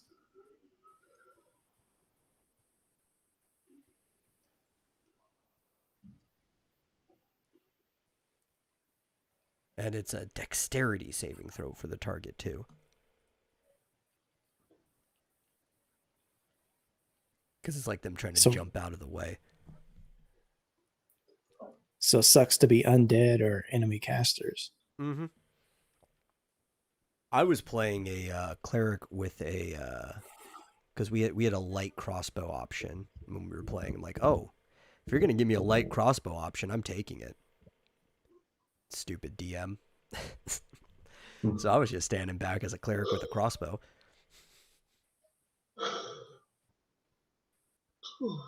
Maybe one time, Travis, remember, I think I told you about it. You weren't there yet. But there was this battle on a bridge that we did.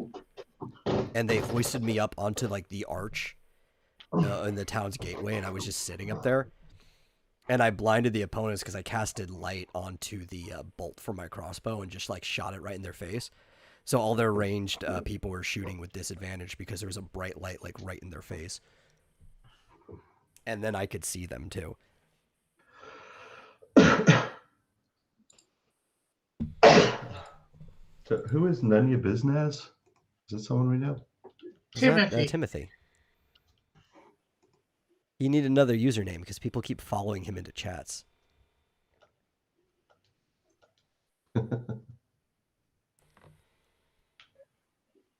You know what you did, Timothy.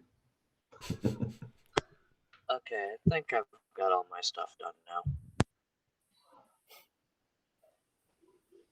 I don't have to worry about starting armor because I don't get any. Yeah. Because you're barbarian. Yep. So thaumaturgy is basically like an illusion type thing. Stage magic. Yep. That's one of the reasons why I originally thought of doing it when I made a tiefling bard, because I thought of like a rocker going on stage and having pyrotechnics going off. It's technically alchemy. It's in the I don't like transmutation camp. I don't like any of these cantrips. Well, I mean, Sacred Flame's good, but other than that, I started Light and Sacred Flame. Those were the ones that just seemed the best to me. Yeah, I was thinking of maybe Spare the Dying. I ended up picking up Spare the Dying later on in that campaign because I had multi-classed into Necromancer. And it's like, well, I technically could have picked this up from the beginning, but I've got a level of Necromancy now. I might as well pick up Spare the Dying. Remember that dude that we left in the hotel? The guy that we killed, like the groundskeeper, and he just could not die until either I rested or casted Spare the Dying again. Just buried underneath that hotel. Yeah, that's pretty messed up. Like, that's what you Of get. course, then again, not as messed up as that guy who's like trapped in that portable like garden or whatever it's called. Oh yeah. Just cultivating and picking weed for Stony. It's a pocket arboretum. Okay. Yeah, like poor guy thinks he died and went to heaven, but he died and was brought back, and now he's basically being used as slave labor. Yeah. And he's not allowed to actually die because the guy who owns it keeps going back to Metal's character to like cast resurrection on the guy if he dies of old age. Well, because you can't resurrect somebody who dies from old age, but my character had become really powerful by then, including having true resurrection. So it's like, ha ha ha. See what's guiding. All right, so what's the real difference between Healing Word and Cure Wounds? Other than That's a big difference. Like Healing Word does 1d4 and Cure Wounds is 1d8. Yeah. But I'm not really sure what the difference is other than that. Hello, I'm back. Hello. We're ready to go. If I remember correctly, Cure Wounds heals more because it has the bigger dice, but you can only do it if you're in physical contact with the person. Healing Word you can do from a distance. It's within range for. Wait, Cure Wounds. Yeah, Cure Wounds you got touch. it right. I thought you had it backwards for a second. Yeah, no, you got it right. Cure Wounds is touch. Healing Word is range. So which one's better? Healing Word, depends. but actually for your character, probably Cure Wounds because you're gonna get beefy, so you can actually just run up to the person without worrying. If you're like a ranged, squishy cleric, then you want the long range one. But you're a war cleric.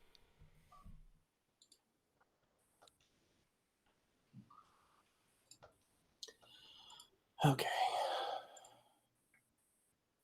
Oh, my stupid thing disappeared again.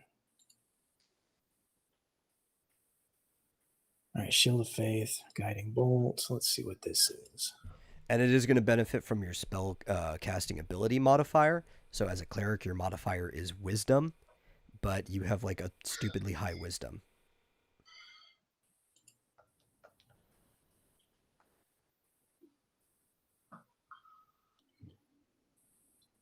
Just things you have to keep in mind.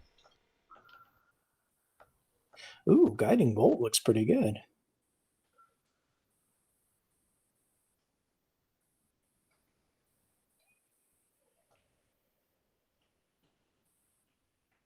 I think we're all done our character creation.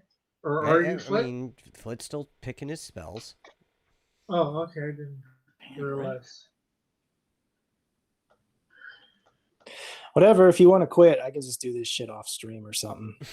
No. It's not my fault you can't spell.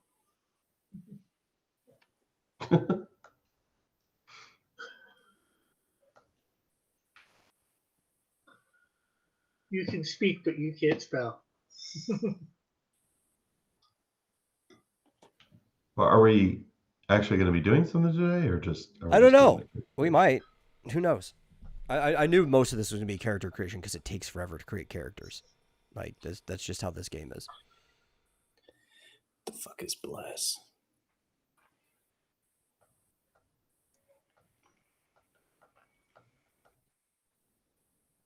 I don't know. A lot of this shit is like, I don't know. It just seems really obtuse. Like, you know, if this happens and you roll this, like if you cast this and the opponent rolls this, if it's above this, then they get like saving throw advantages. If it's below it, then it just seems really, I don't know. I just the other game we were playing is way more straightforward, right? It's just more math. Yeah.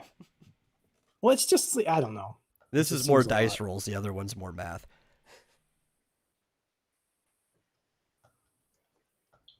I just want to be able to rush into battle, buffed, do damage, and maybe throw like a spell to destroy my enemies every now and then. The problem is, as a cleric, the level 1 spells, unless you want to heal, are actually kind of awful, right? Like, I mean, Guiding Bolt's okay, but it's not until like level 2 that you start getting good spells.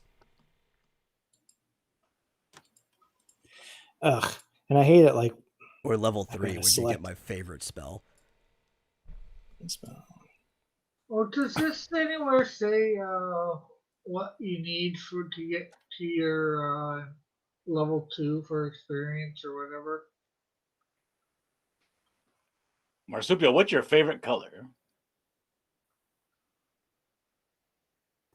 Probably blue.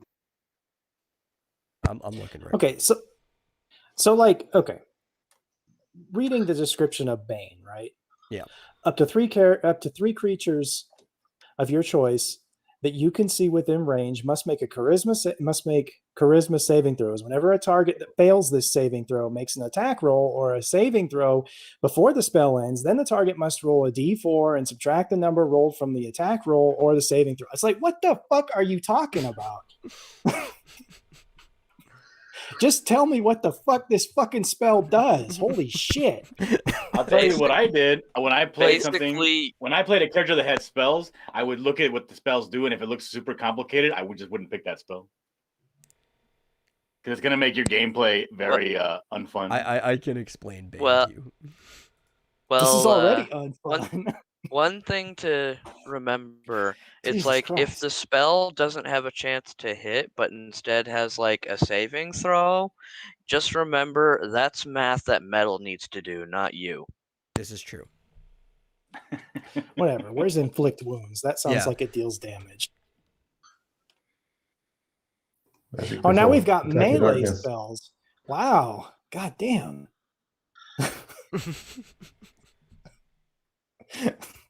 Whatever. I'm going inflict wounds, cure wounds, shield of faith, Guiding Bolt, and Bless. I don't give a fuck. Okay. This guy sounds super indecisive. To be honest, I went with the whatchamacallit, the recommendations in the book. Well, I don't have the book, so. Well, do you want me to read the recommendations? Nope, I've already moved on to feats. Yeah, I'm okay. giving it a- I was going to explain Bane to you, but if you're not going to use it, we don't need to. Nope.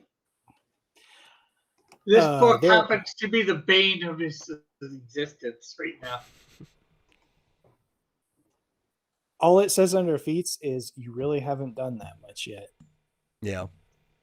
So do I just skip Yeah. it? Yeah. I Okay. think you only get feats once every 4 levels. Or with your background, the DM can choose to award a feat or at the beginning, but most of the time you never get a feat at the start. Now wait a second. You're a cleric? Yeah. Don't clerics get all the spells? Not when they first start. I thought they did.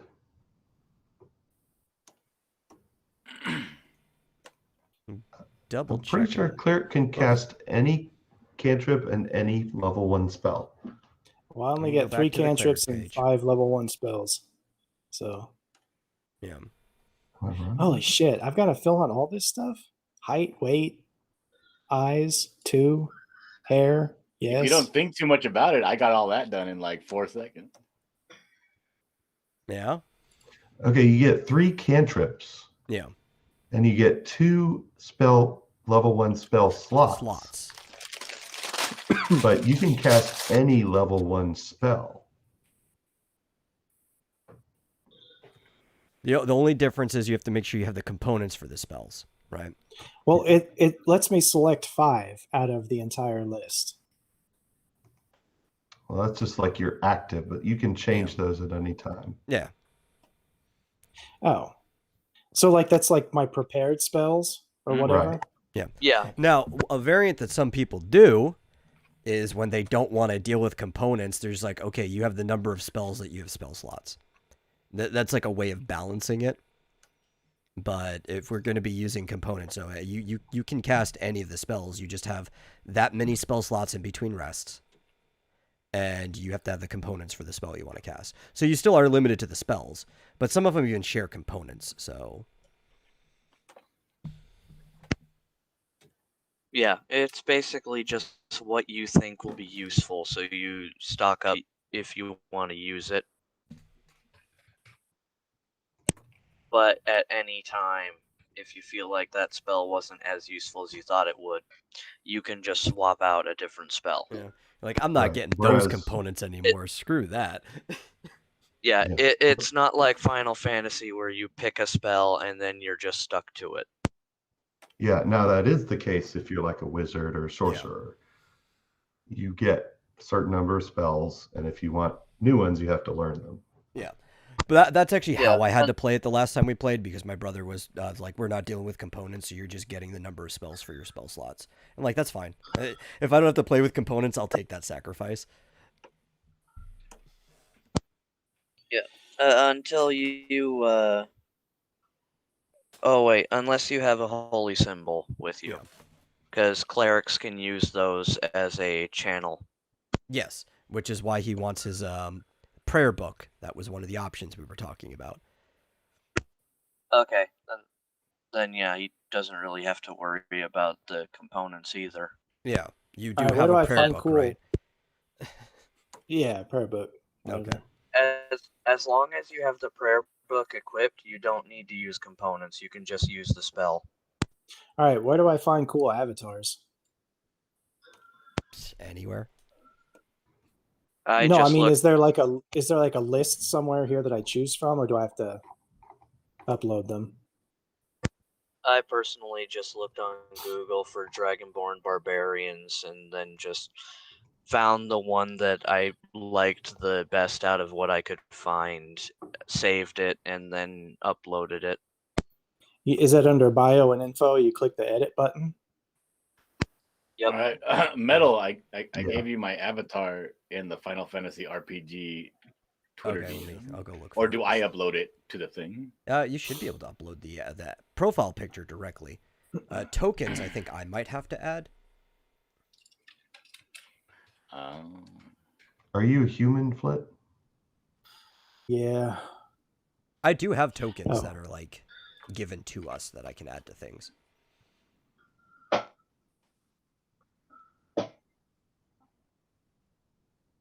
What is this? I don't want historical clerics. I mean, I've got a picture of a human paladin that might be Not useful. well, it's similar. Let me see. All these portraits are female.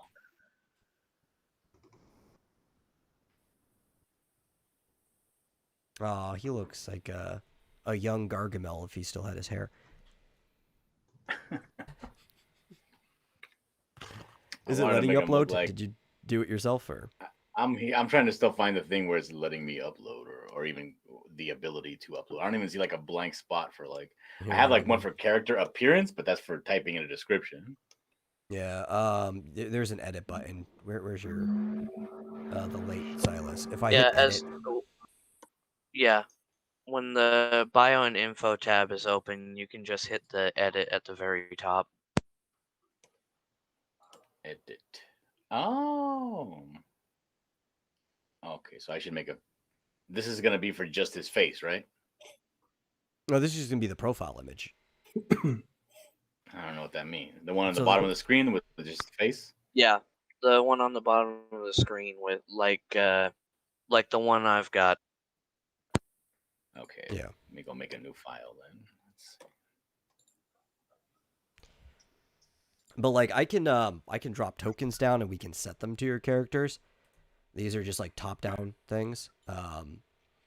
Just very simple and you can know who's who. Like I've got things for humans, dwarves, elves, stuff like that, classes as well. I do have goblins, kobolds, a whole bunch of different things. All right, now that it's saved, I'm going to see if... Okay, there it goes. Now it pops back up again.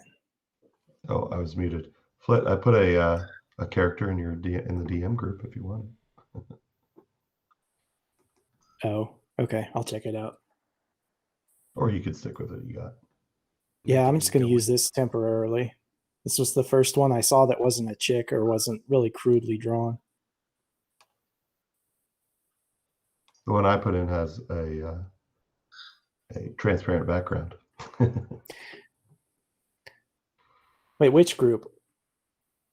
On The Twitter. Fantasy The ugly Twitter RPG group that you don't want to go to because it's Twitter. Oh, yeah, I'm not even logged in or anything, so I'll check it later then. If we were all using Discord, this wouldn't be a problem. Maybe not.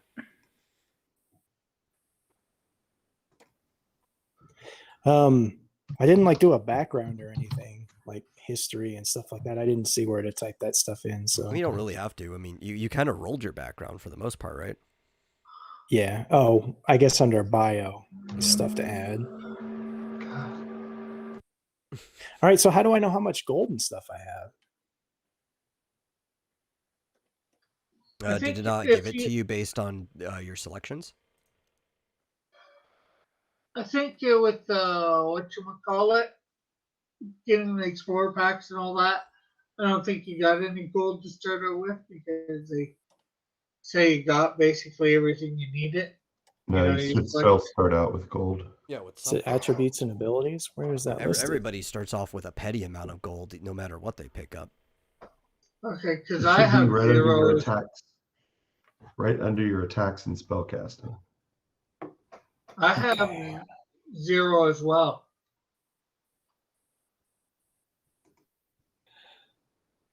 Here. Did you spend all your money on junk food, Ray? Is it under No. core? Yes. It's in core under attacks and spellcasting. Holy shit. This text is ridiculously small. You can make it bigger. You have 15 gold pieces. Yes. Me? No. Oh yeah. Okay. GP 15. Catalan has 15 gold pieces. Oh, what? Catalan. Well, it sounds like the male version of Kudaloon. Yeah.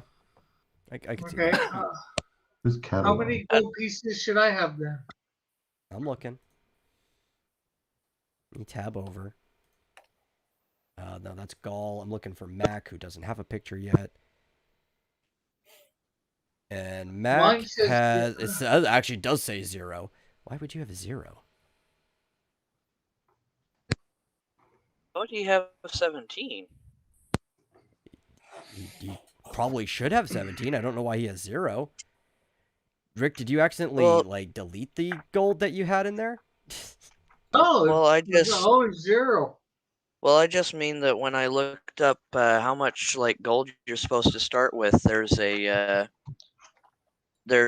dice roll and then times that by 10.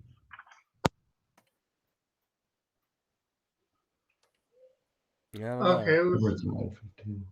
because I took the Dungeoneer pack or whatever. Should Picked still- out Okay, which yeah. weapons, Okay. which weapon I want. I found it. The starting wealth by class.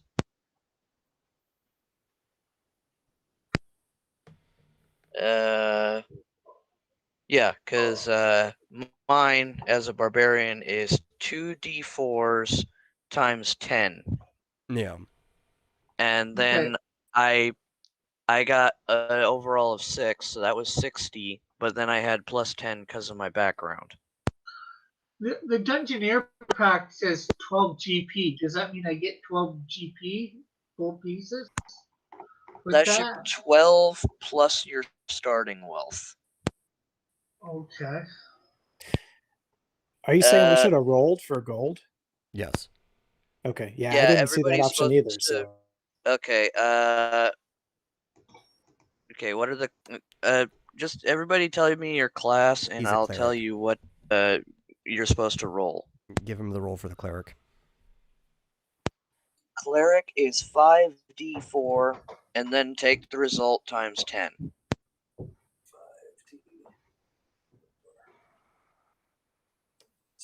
all right.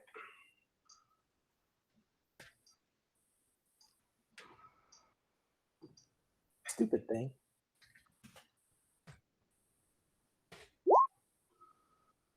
All right, so 140 then. Yes, plus whatever you get from like your background or whatever. Okay. So like if you've got a type of if you've got a background or a pack that says it has gold in it, you add that on top of the 140. All right, That's so I where should have my one. 15. Okay, so 155. I'm a rogue. Okay, a rogue 4d4 times 10. 4 D4. So 80 plus 12, so 92.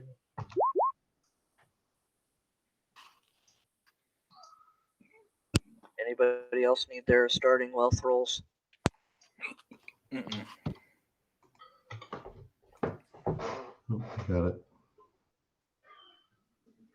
That's good to know because I'd started, I guess I had 15 from the other stuff, but now I've got 100.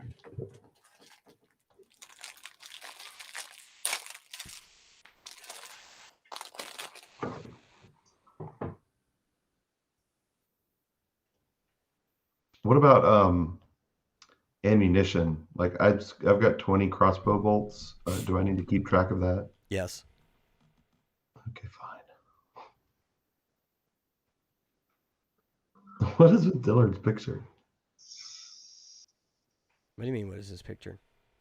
What is that? That's his character. He just drew it. That's the late Cyrus. No, it's not showing my character name Oh yeah. All right, switch that. on the left. That's weird. He fell off a boat in his hometown and swam away, and they thought he was dead. I don't think it's showing your character name because the display name is set to John G.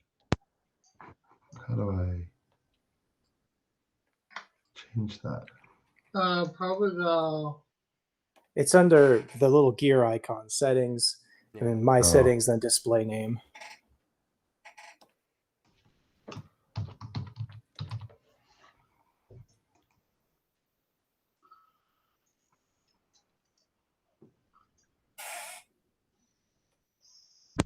I just realized if I had an axe, I could just use a picture of Garuzis from Yu-Gi-Oh!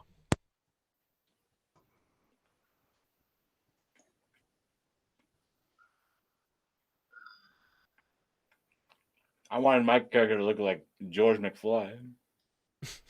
Yeah, I could see that. All right, I guess I'll change my name too. Mr. World.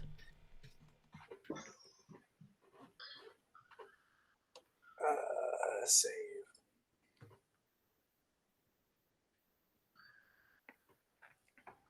Now, will this have Mac in the other one, or do I have to change it? Or will I think that's your display name only for this game. Yeah. Because when I hopped in here, it had my username. It didn't have like Game Master or anything. So I changed it to Dungeon Master just now. I don't like it too with the camera. Oh, I see it. Yeah, Dungeon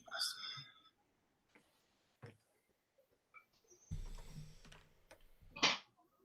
Pay no mind to the Lakitu with the camera.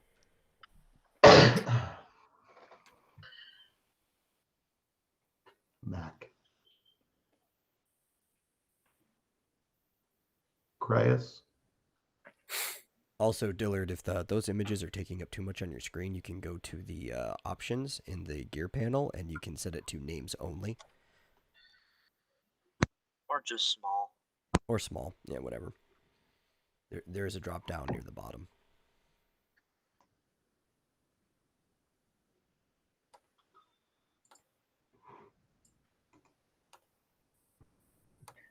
Much better.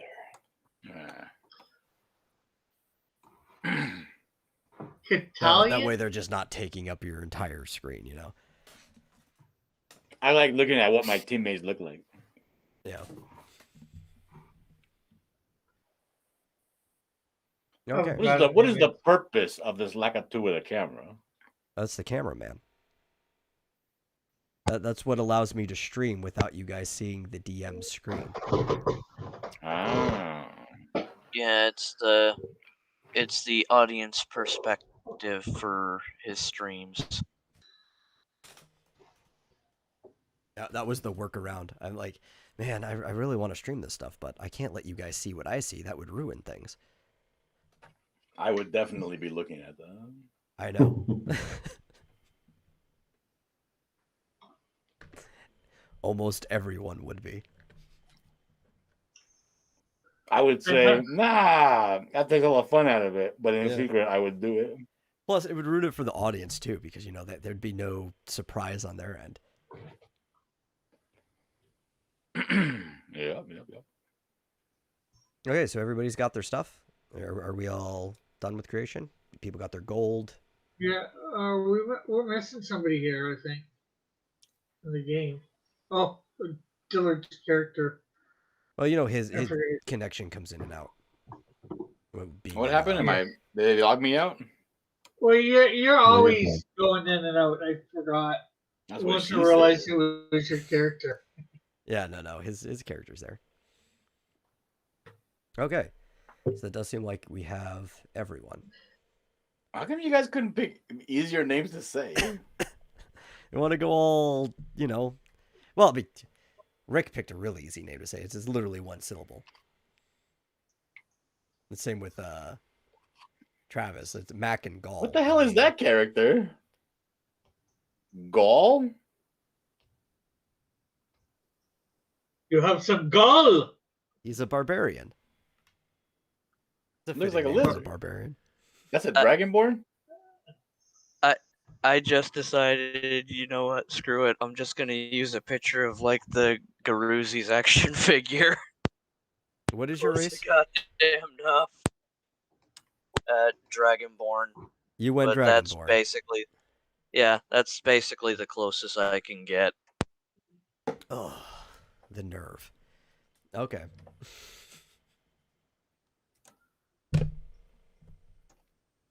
Did you mean to put Cryus? Did I put Cryus? Hold on, I'm drawing. Yeah.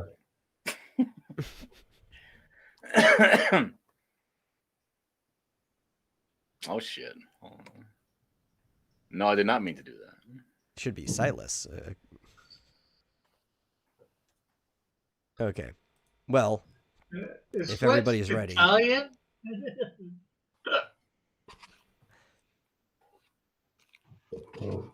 I can't remember. I think because my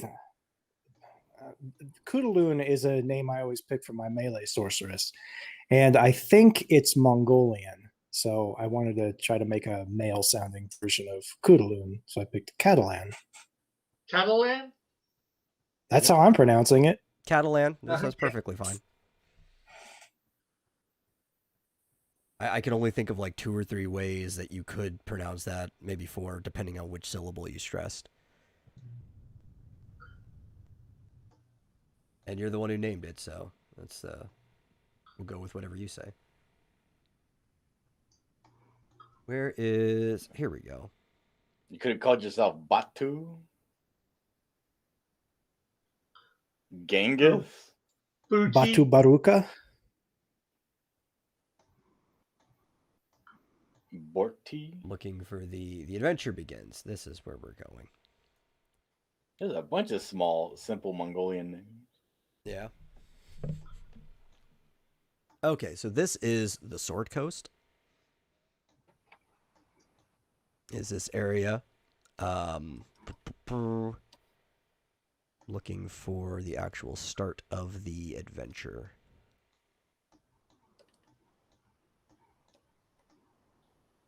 But this is basically, this is the area this entire thing takes place in for the most part. Oh. Get familiar with this map.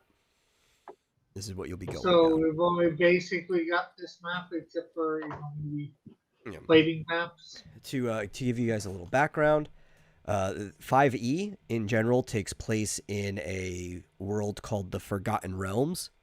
That's pretty much where every single like actual out-of-the-box adventure module takes place in. Each edition kind of takes place in its own world. And the Forgotten Realms is like obviously a high fantasy area populated by elves, dwarves, halflings, humans, and other folk. In the realms, you have knights that dare the crypts of the fallen dwarf kings and such, seeking glory and treasure. All the stuff you expect from a classic D&D adventure. Things that you should know, there are popular locations within this Sword Coast area. Trying to think if there's any ones that you actually need to know of right now. Yes, actually, specifically. You guys will be starting in a town known as Fandolin. It's a very nondescript mining settlement. See if I can find where it is on the map so you guys know where you're starting. And then we'll actually roll into the adventure. Where is Fandolin? Okay. Fandolin is going to be right here where I'm pinging. Where? Yeah, I'm pinging it. Okay, I found it. See where you're pinging. Yeah, you guys don't get the names. They only show up on the GM screen. I know where everything is, but that's where you're going to be starting, in the town of Fandolin. Yeah. Let me pull it back up. I was wondering too, because when I first had it on there, Catalan's picture was in that exact spot. Yeah. Yeah, so it's a nondescript mining settlement nested in the foothills of the Sword Mountains, and it serves as the starting location for this adventure. And I will get you guys in there, because this is where the adventure begins. Here's our little mining town.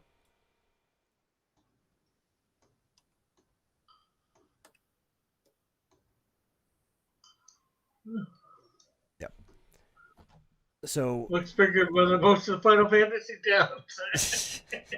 well, I also only show you like the important small section of those towns because I want you guys to be able to move on the map. I have assets to make maps that look pretty similar to this, but those would also take all day to make.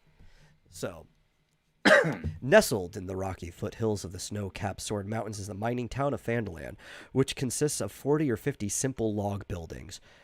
Crumbling stone ruins surround the newer houses and shops, showing how this must have been a large town in centuries past. Fandolin's residents are quiet, hardworking folk who come from distant cities to eke out a life amid of the harsh wilderness. They are farmers, stonecutters, blacksmiths, traders, prospectors, and children. The town has no walls and no garrison, but most of the adults keep weapons within reach in case they need to arm should arise. Visitors are welcome here, particularly if they have the coin to spend or news to share. The Stonehill Inn at the center of the town offers most lodging and mills. A couple of doors down from the inn, posted outside the town master's hall, is a job board for new adventurers. And this is where it begins. I would encourage you guys to check out the job board when you're ready. But, I mean, you can kind of walk around the town and do what you want to do. There's no need to drop any tokens on the map or anything. This is going to be mostly Theater of the Mind until we get into, like, a dungeon or something. And Rick still doesn't have an image, so I won't be able to drop anything down for him anyway. Yeah. I take it we're going to be doing this over a couple weeks or so. Yeah, probably. A lot of the stuff, because we spent most of this session just making characters, because it's a starting module, it probably will only take you 1 or 2 sessions to get through most of what's here.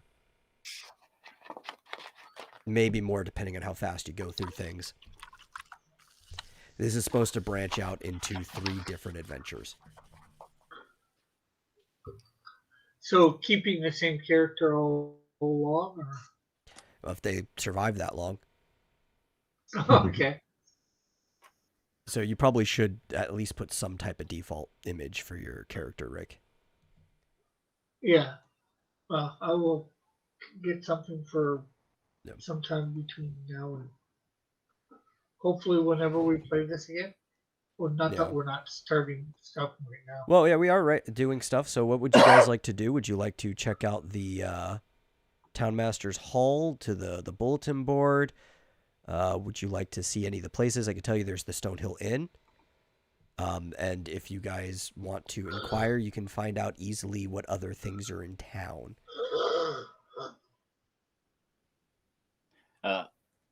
I wander around town looking for, any kind of shrine, church, temple that is of my faith. That is of your faith. What is your faith? I don't know. I'm looking for it. Okay. I'm actually doing the same thing. I have to figure out what god my character follows.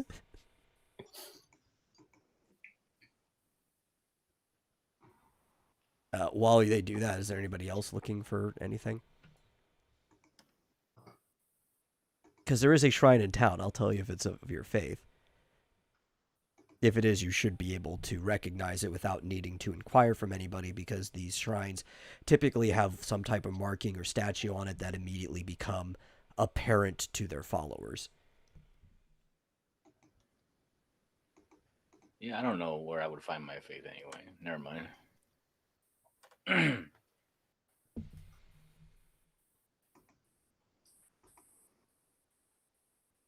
You guys could also talk to each other. So this adventure does assume that you guys have been traveling with each other before this. We don't know for how long. It doesn't have to be a long time. You guys could have just met up. But that's you guys very can important. Yeah, you guys can role play with each other, discuss why you know each other, how you met up, things like that, share your backgrounds. I mean, you guys should know each other's backgrounds because we were just discussing it. But, I mean, this is how you usually get into it. It's like we start role playing. Why do you guys know each other? How are you guys walking into town together and stuff like that? Why are you here? Oh shit! I need to find out how to. Did they even ask me to pick which god I serve? No, I mean, unless you are specifically in a clerical class, usually you aren't told to pick a god. But you can always serve one. So you might go look through the gods that are there if you want to practice a religion. Let me go find one real quick. That's very important for my character. Yeah, especially if all of you who like defaulted to Acolyte because that was just the one in the thing, you probably should know which god you worship or what like religion or faith you're under. See, I'm trying to figure out which so it looks like it's divided up into 3 segments. I've got gods of honor and chivalry, gods of destruction and pillage, and then like neutral war gods. Yeah. And like I don't know if my character, like destruction might be within his purview, but pillage, I'm not so sure. Okay, how do I put my character's image on in this? Oh, you when your character sheet's up, there's an edit button on the like overview page. Up in the corner, it just says edit. The wheel? Or am I looking in the wrong spot? Just at the very top. Yeah, there's 3 tabs, and in the top corner there is a edit button on your character. Yeah, that's right. Okay, you see the X. Yeah, Yeah, the X that you close it out. Then there's the there's the little magnifying glass, and then there's edit. Yeah, I wasn't up far enough. I found it. All right, I serve the god Kelimvor. Okay. The god of the dead.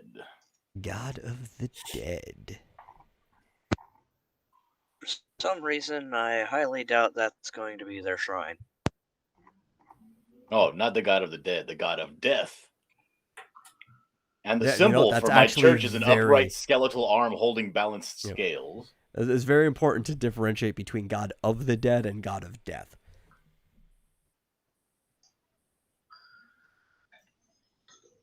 But no, you do not recognize that anywhere in town. Damn it. Did I Right. get the right Am I paper? close to Gaul? You all walked in together, so you guys should be walking as a party if you want to talk to any of your party members. Oh, I slip the palm of my hand like behind Gaul's lower back there, like right in the lower back, and I lean in real close and I cut my other hand to whisper to him. I'm like, I'm really hungry. Let's go get something to eat. You would simply Wait, we'll let him respond, and then Rick, you can ask your question. Okay. Gaul would look at the kind of sickly looking creepy man next to him, just whispering to him. It's like, why are you being so quiet? I kind of wring my hands together and I walk away looking at him. Okay. Rick, what were you asking? I was just wondering which direction we're coming into the town from. I'm assuming that you guys were coming from the north, because it said you were heading past the Stone Hill Inn, which is this building here, just so everybody knows. The one with the black ping around it, towards the Town Master's Hall. These are the only 2 buildings that you guys know inherently off the top of your head. Just because these are known things in this village. You can always inquire where other things are. There are people who would know. So we're kind of right in this big town square, right? You'd be walking towards it at least. You could say you're already there. Like that little stone building there on the right-hand side. Is that the shrine? Yeah, there is a shrine right there. You would at least recognize that it is a shrine. But I'm assuming you guys were coming in. That's not the shape I wanted to make. Freehand. You guys were coming in through this path here. Yeah. I walk over to that little black little shrine with the stones, and I run my fingers across it, and I try to look at what deity it is. Okay. Well, at the shrine, you notice that there is actually a zealot is usually there, but there's a note left signed by the sister that handles it. She's actually out of town on the duration of the adventure, but you see a note signed by Sister Garail, and it's like, please take care of the shrine while I'm gone. No vandalizing. And this appears to be a shrine dedicated to Timora, the goddess of luck and good fortune. Is there any part of this shrine, because it looks fairly large, almost the size of a building, is there any like nook and cranny that you could go into and not be seen? I don't know if you can go into it and not be seen. Like, it is fairly large, but it's like an outdoor gathering. And the stones are placed pretty tightly. All right. And if you try to hide behind it, you are next to the entrance of other buildings, so somebody probably would still see you. So in my head, I'm thinking it would be fairly difficult to urinate on this and not be seen. Yeah.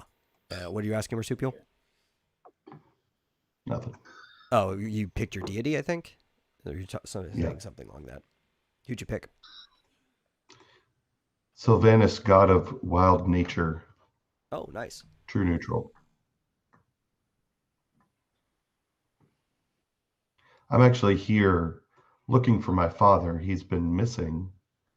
He was run off by the court of elves because he was in love with an elf woman, my mother. Oh, yes, that is usually frowned upon. Yeah, because he was half human and half dragonborn. Wait, so you're 3 different races? Yeah.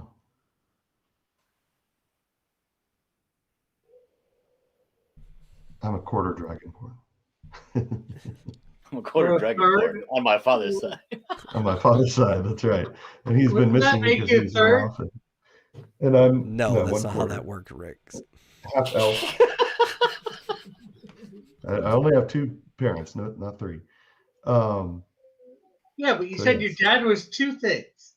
Yeah, and my mom was elf, and She was also 2 things. She was 2 elves. That's right. Yeah, I was just saying. I absolutely despise my elven heritage because they ran off my father and racist. Especially my royal elven heritage, apparently, on my mother's side. Okay. So I'm here looking for my father. Yeah, so you have no real leads in where he's going. You're just like checking any place he might be. No, I have no idea. Okay. That's good to know. Gaul would make sure he's in earshot of Erevan and just start speaking in Elvish to annoy him. I do speak Elvish. Well, I also speak Elvish. I chuckle and I go looking around for any person standing by. I'm looking for a library. Yeah, is there anyone around standing by? There would be a number of people. This is the town square. It's pretty, I guess, high trafficked, right? People would be walking back and forth all the time. And you see just a bunch of commoners going about their day. You could stop one to talk to them. I stop one. I say, "Gentle, kind sir, can you point me to a library?" A library, eh? I'm actually looking to see if the town has a library. It's a pretty small town. Yeah. Yeah, I don't think there's a library in this town at all. So the person he turns to and he's like, "Sir, if you're looking for books, you might want to go to either a store or a bigger city. We're simple traders and miners here." I say, "I'm sorry to have disturbed you," and I walk away. I walk to the local this town hall place. The town master's hall. Yeah. Yeah. I want to ask him if there's a passerby if there's a pub or anywhere where where travelers might hang out. Yeah. Well, the closest place to that is the inn. They don't really actually have like a pub in this town. But they do have, the inn serves meals and stuff. They may have some alcoholic provisions for you. But there's no actual I'm not like looking. tavern you could go to. If you're looking No, for I'm a meal, they I'm might have looking. that. I'm looking for a place where a traveler might go for a meal, and so I can ask around and see if anybody's seen a half draconic, weird-looking guy. Yeah, I mean, if you're looking for things from travelers or people who might know that stuff, it's either going to be the Stonehill Inn or the Town Master's Hall.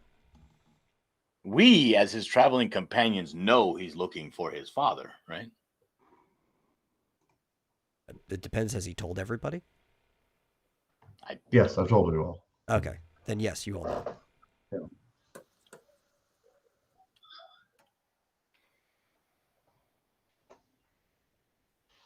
But that's not, you know. I'm just giving everybody a chance to do something. They want to do something. Huh? Yeah, I don't want that we've to got a lot of derail shy anything people else. here. Well, I guess there's no places of disreproach in here where you might find thieves or whatever. Well, No, I'm this gonna is go a to that Wednesday. pretty upstanding town. They mine and they farm. They trade. Yeah.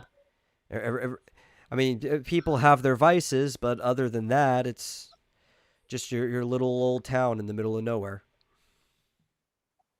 This mining town, is there any indication as we walk in what exactly they mine? Well, maybe. So you notice that there are people carrying things in and out towards a specific building. Let me see if I can find the building on my map so you guys can know where you would notice, like people with carts taking things in and out.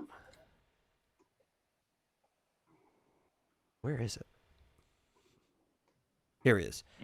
This building here down the road, you see people with large carts walking in and out of there, and it is the Fandolin Miners Exchange, which is where all the miners go and they sell and buy and all sorts of stuff, trade. Enough wealth is likely hidden there to support the town for years from independent prospectors. And they have everything from coal to gold to iron, you know, anything that you'd expect from most industrious mining towns.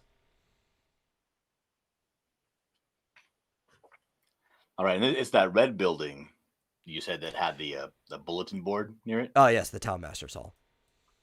Yeah, I go and check out that Town Master's Hall bulletin board. What do I see? Okay, so the Town Master's Hall is a very big, sturdy building made of stone with a wooden pitch roof and a bell tower in the back. And on the board, there are a number of different quests with notice on them.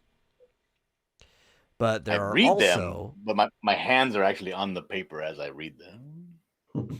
Yeah. Here, let me pull up those quests for you. It looks as though I have trouble seeing I'm that close. Oh God. There we go. I accidentally popped out the chat. I have to reload this. It disappeared on me. Fucking hair is not. Never mind. No, why did I pick red hair for this girl? I don't know. I'm looking. Here's the go. I found the quests. Okay. So the board outside the town has a number of quests on it, and each quest is printed on an individual card, which you can kind of like pluck out like somebody's business card. And you can choose which order you guys want to do these quests. And you notice every single quest on the board, every notice is written by the same person. On each one, you just keep seeing the name Harbin Wester over and over again, which... I'm not seeing anything. Is it my computer? I'm not displaying it for you. I can show you guys it, I think. Oh, okay. Yeah, I was just. No, I just reading it wanted to off. make sure I wasn't missing something that I was not. It's only supposed to be visible for me. Okay. Yeah. So you notice that they're all written by this Harbin Wester guy, and it piques your interest who this dude is. I look at the cards. Are they written by hand? Is the writing legible and fancy? Yes, everything is written by hand. It's actually fairly fancy. It you can tell the person is more than just literate, but well learned, and probably has some type of a job that involves keeping their penmanship sharp. Yeah. Is there anybody in the building? Yes, there are plenty of people in the building. I was going to read you the quest though, so you can know what the posts are. Oh, okay. Yeah. There are 3 notices on the board right now. And one of them, it says Dwarven Excavation. The other says Nomengard. And the other says Umbrage Hill. And they each have a description for them, if you'd like me to read any of them out. Yeah, I would like to. Was it very long? Oh, I mean, they're both like short, or all 3 of them are like really short paragraphs. I was just wondering if you wanted to know any of them first, whichever one like piqued your interest. Yeah, the hill. I would like to. The Umbrage Hill. Yeah. So the local midwife, an acolyte of Shantea, named Adabra Gwyn, lives by herself in a stone windmill on the side of the hill a few miles south of Fandolin. With dragon sightings become more common, it's not safe for her to be alone. Urge Adabra to return to Fandolin, and once she's safe, visit the town master, Harbin Wester. So that even tells you who's keeps signing these to collect your gold. So now you know that the guy who keeps signing these things is actually the duly appointed town master in the town master's hall. Okay. And the other one, Yeah. Shit, I forgot what it was called. There was a Dwarven Excavation and a Nomengard. Nomengard. I want to hear what that is. A clan of reclusive rock gnomes resides in a small network of caves in the mountains of the southwest. The gnomes of Nomengard are known for their magical inventions, and they might have something with which to defeat the dragon. There is a dragon flying around here. Get whatever you can from them, and if you bring back something useful and don't want to keep it for yourself, Town Master Harbin Wester will pay you 50 gold for it. And then the Dwarven Excavation. Yeah. Dwarf prospectors found ancient dwarven ruins in the mountains southwest of here, and have been working on archaeological digs seeking treasures and relics. They need to be warned that the white dragon has moved into the area. Take the warning to them, and then return to Town Master Harbin Wester to collect a reward of 50 gold. Those are the 3 starting quests. That's 2 things. Where was the first one that you mentioned? The Umbrage Hill? Yeah. It's in an area called Umbrage Hill, a few miles south of this town. Yeah, lighthouse. Okay. So everything's to the south. Yeah. 2 of those things are to the southwest. Mm-hmm. Well, there's one to the southeast, one to the southwest, and one's basically directly south. Oh, I guess I misheard that. Yeah. We could go over, do the one, and just keep going east or west. Do the other 2. I find somebody that looks like they're not, it's an average person. I'm not looking around for anybody specifically. I shuffle over very quickly, but very small steps. And I say, "You there? Where can I find Harbin Wester?" Well, Harbin Wester, the town master, he's inside the town master's hall.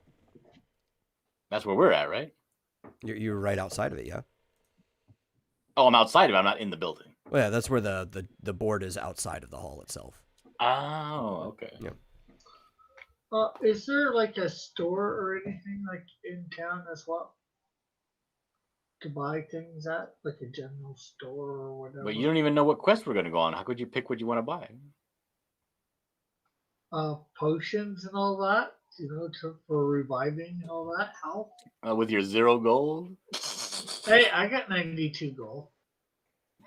How the hell did you get 92 gold? Because he forgot to roll it at first. That's why he had 0 gold. Or he didn't forget. He didn't know. And this was filled in.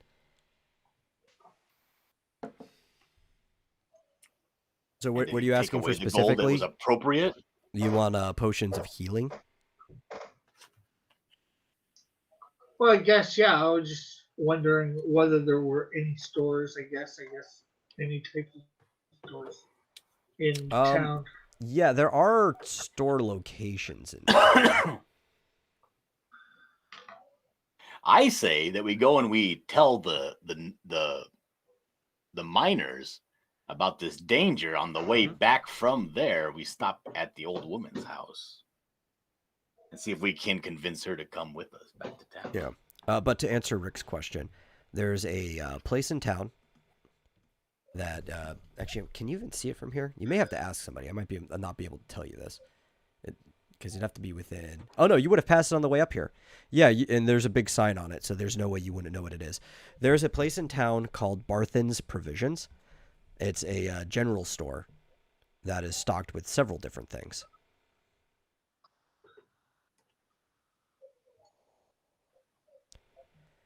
But to know what it's stocked with, you'd have to go to the store and ask the guy. And where is the store? It's this big red building that you passed on the way into town. I'll go there and inquire as to what wares he has. Oh, you're gonna just leave your party and go ask this guy? Well, I wasn't sure whether our party was all together or not. I assumed you guys were traveling together. You guys didn't say you were already split up.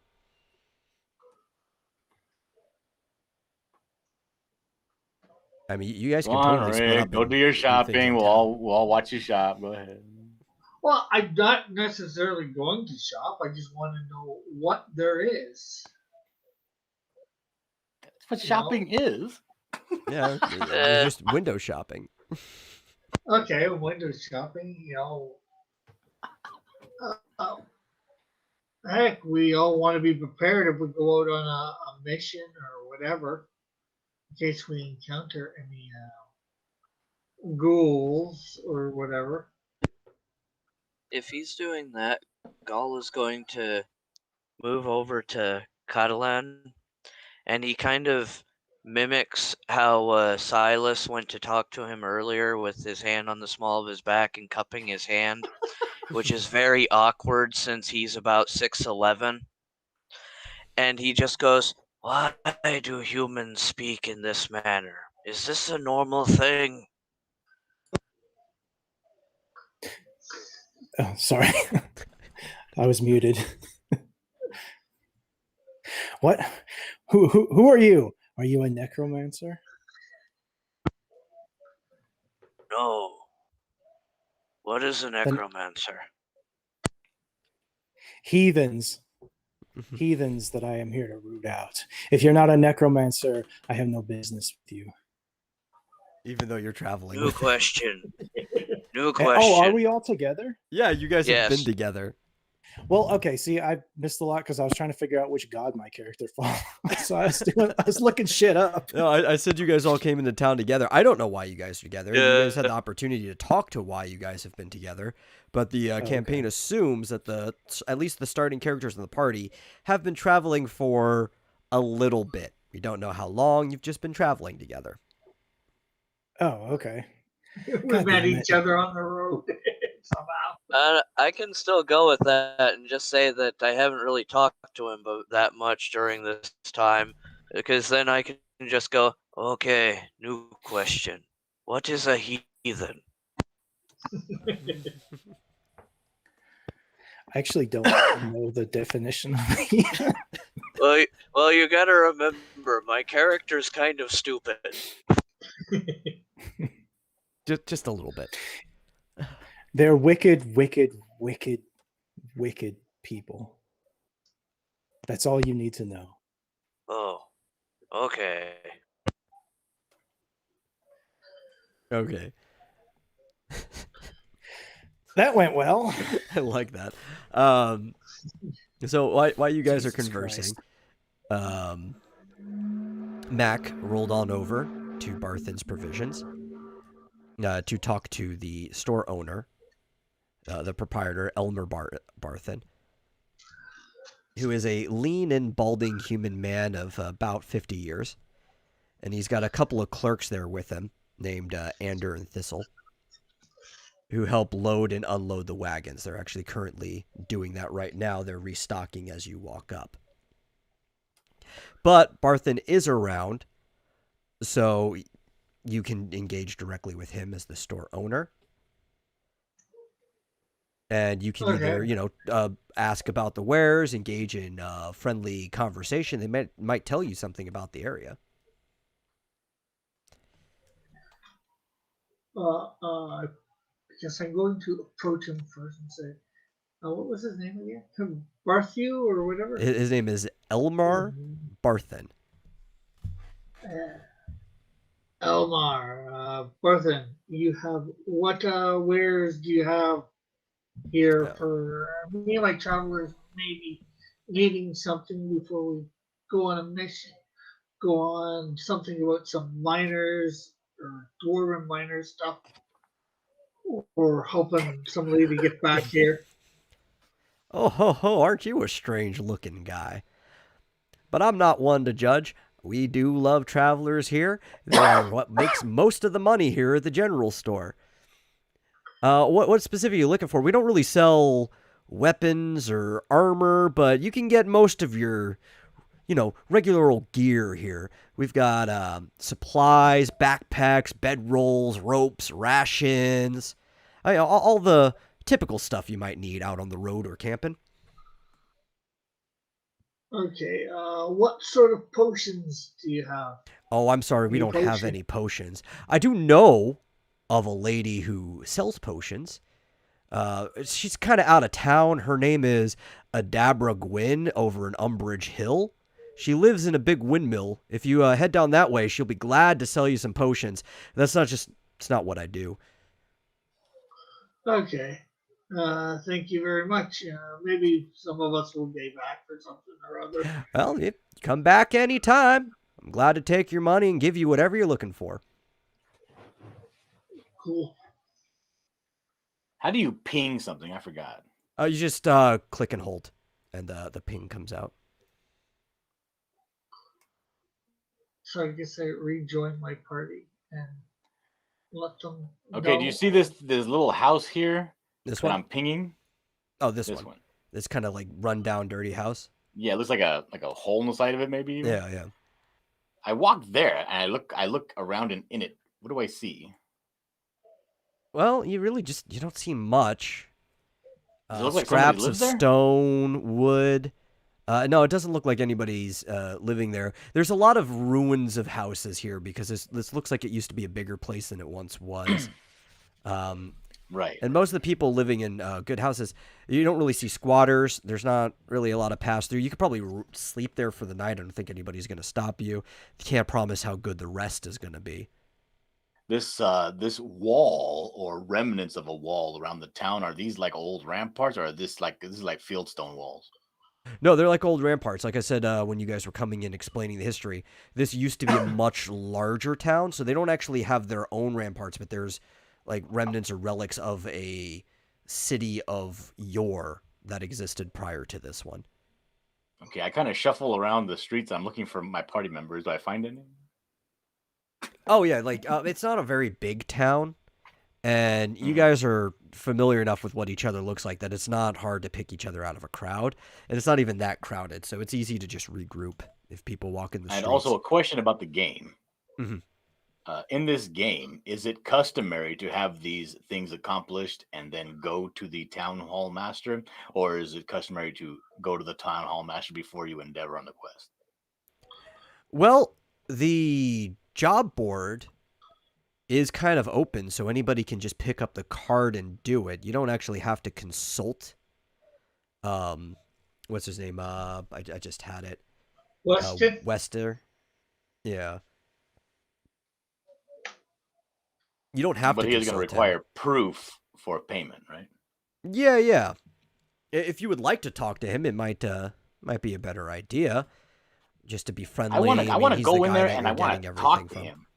I want to go and I want to talk to him about Bibi Yaba, her name, at the windmill, and I want to find out what kind of woman she is. Okay. Well, do you want me to wait? I don't know, but I go inside and I try to find the guy. Yeah, you can absolutely go inside. If anybody else wants to do anything at that time, just speak up, but he is going inside. I don't know if people want to follow you, if they're finishing up what they're doing. I pick up one of the cars before I go in. Okay. I wander around town looking for signs as to why Tempest has led me here. And I'm going to go into the inn and just ask around to see if anyone's seen anyone who looks vaguely like me. Okay. So we'll do these things in order. Are you sure that you wouldn't rather, instead of Tempest, actually, serve Loviatar? I kind of had a little bit of a question because I just noticed something. Catalan is like almost murderous against necromancers. Is that going to be a problem? Yes, it is. It might be later. I mean, he's not really a necromancer, at least not yet anyway. He's kind of just a warlock, but who knows where that might lead. It could end up being me? problem. Yeah. I'm not a necromancer. I'm more of like an investigator. I'm like a treasure hunter / like Poirot.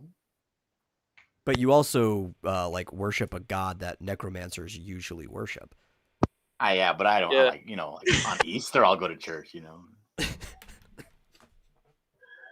They have Easter? Yeah, because I was just thinking about that. It's like, wait, is there going to be a problem here later? There might be a problem. Anyway, let's so I can't really tell you if you find any signs. That's going to be up to your character to interpret things. I mean, the way your character is, you could trip on a rock on the ground and probably see that as an omen that you should be here. I just said that to give my character something to do while everybody else does. Yeah, no, I know. But that's just going to be up to you to decide how that because I don't know what the fuck I'm doing. So I'm following John's character into the building. Yes, we're going to handle that one first, and then we'll follow up with Marsupial in the inn and see if anybody's seen anyone like him. So in the Town Master's Hall, you notice right inside, busy at work, is where's the description of him? Yeah, a man behind a door. You can see through the door, but there's a door between you. It's kind of like one of those glass paned office doors where it's like you can see a shadow behind, and you can hear a voice of this man, middle-aged. Sounds like a banker. And do you want to knock on the door, or what do you want to do? I do knock on the door. Small knocks, but quickly, a lot of them. Okay. When you knock on the door, you hear the voice on the other side, and you hear him say, "If you're a dragon, know that I am far too thin and bony to make good meal." I laugh. No dragons, sir. I need a word. I can't be sure. Just speak to me through the door. That'll do. Perhaps I can come back at a more convenient time. Is there a more convenient time, sir? This is the convenient time. I'm just not leaving this room as long as dragons are still about. He sounds suspicious. Slay him. Very, very awkward, sir. I'm very uncomfortable. I'll endeavor to do my best. You see, we're travelers. We're new to town, and we're going to want to take some of your quests. I needed a couple of answers so we can be more well prepared. Dragons. You all sound like dragons to me, but, ask away. I'll tell you what you can. Just please do not eat me or any of the townsfolk. I assure you, sir, I am no dragon. However, what is the lady's name? I have the card in my hand. What is her name again? Her name that lives up on the hill. Her name is Adabra Gwyn. I say, Miss Adabra Gwyn, we're headed off now to try to convince her to come back to the safety of town. Is there a reason she has not returned thus far? Adabra? Oh, she's crazy. There's dragons out there, and she thinks she can take care of herself. I don't know why. Okay, if you're not a dragon, please just urge her to come back. It's much safer in town. Everybody has equipment and arms that we can bring up and defend ourselves. I certainly intend to do just that, sir. Okay. And the dwarves in the mines, why have they not returned? The dwarves, we haven't been able to send anybody out to warn them. They don't know. They're just there doing their thing. I shall also partake in that. That will be my quest, sir. I will return shortly with good news. Okay. Goodbye, and I assure you I am no dragon. Good luck, strange dragon-sounding man. Walk out. And you should be dragging your butt out of that office. He gives no response. Gull listens to this dragon conversation. Gull listens to this conversation and thinks about how the idea that a little office with a wood door would stop a dragon, and starts to wonder if even he's smarter than this man. I'm starting to wonder whether or not I'm overestimating dragons. He's just a very paranoid person. Okay, so he'd now shit himself if he opened the door and saw Gull. I mean, he probably would. And I'm talking now to Mac, because you're obviously a evil looking fellow, Mac. Right? I said, I wonder if this man is writing all these. I wonder if there is even a dragon problem if he sees dragons in every fucking shadow. He's the one writing all these. I look at the cards. I say he's the one writing all these crazy cards. Probably no dragon at all. I mean, I'm assuming this is some sort of a ploy to get reelected. I don't know. But we should be careful just in case. I mean, is this dragon like the border wall kind of deal? What's going on here?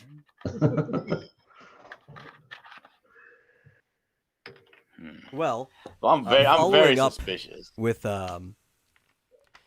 what's your character's Just hope we name don't again? have to be dragging that lady back here. How do you Does pronounce this it? town Is that have like a Erevan? Burgermeister or something? Wait, with Marsupial. Erevan? Yep. Okay. Following up with Erevan, who went into the Stonehill Inn, and he asked, do you see anybody that looks like me? Sadly, they have not. The innkeeper has not seen anyone that looks like you or anybody in there. But they did kind of laugh that somebody would be walking around looking for anyone at this time, with reports of a white dragon scurrying about. Mm-hmm. Well, you see, I spent so long in the temple that I have little practical experience dealing with people in the outside world, so I'm not very couth. Mm-hmm. I'm not good at reading the room. It's part of my personality trait.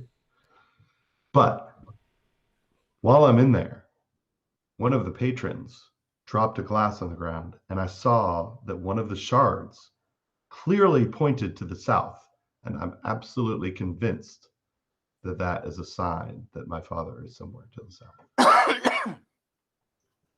Okay. Yeah. I have a similar personality trait to Flit. Yeah, with the omen thing. Yeah. I rolled that. Okay. Yes, I'm convinced. You two So can. I think that's all we needed from the inn. You guys can continue your conversation that you were having. Yeah. Well, I'm coming out of the inn because the people were no help, but that's all right. I see him coming out of the inn, and I say, Erevan, Erevan! I wave him down, and I shuffle towards him. Mm-hmm. Yes? What's I happening? say, I just talked to the town master, the town hall master. He's convinced dragons are everywhere, in every cupboard, behind every door. We need to find some other people. I said, if you talk to anybody that seems to be like a town leader, something other than this man. No, not really. I mean, everyone in there seemed pretty clueless, and they were kind of pull out the laughing at cards and I something, shuffle don't know. them in front of Erevan. I say, look at this. They're all about dragons and such. Oh my gosh, look at I think this. this guy's Wait a crazy. He minute. thought I was a dragon, you see. Wait, these are all things that we need to go check out to the south of here? I think we need to do it. I think we need to immediately head out. I look at the cards. I think, which one? Oh, well. Which was the... You said you wanted... Which was the one with the woman? That was the one that was most south. That was the Umbrage Hill quest. The windmill on Bunker Hill. The one just due south. Yes. Yeah, and she... yeah, we should have that. I guess I can overhear this. I'm right there, too. And she might have some potions or whatever where we can buy, too. Absolutely. Gull just sits back and wonders silently, what are these clues that he speaks of, and why it is so disappointing that people don't have them? I go up to Gull and I say, Gull, please don't be offended. But you are a dragon, are you not? I am of the dragon-born race, yes. What do you know about white dragons?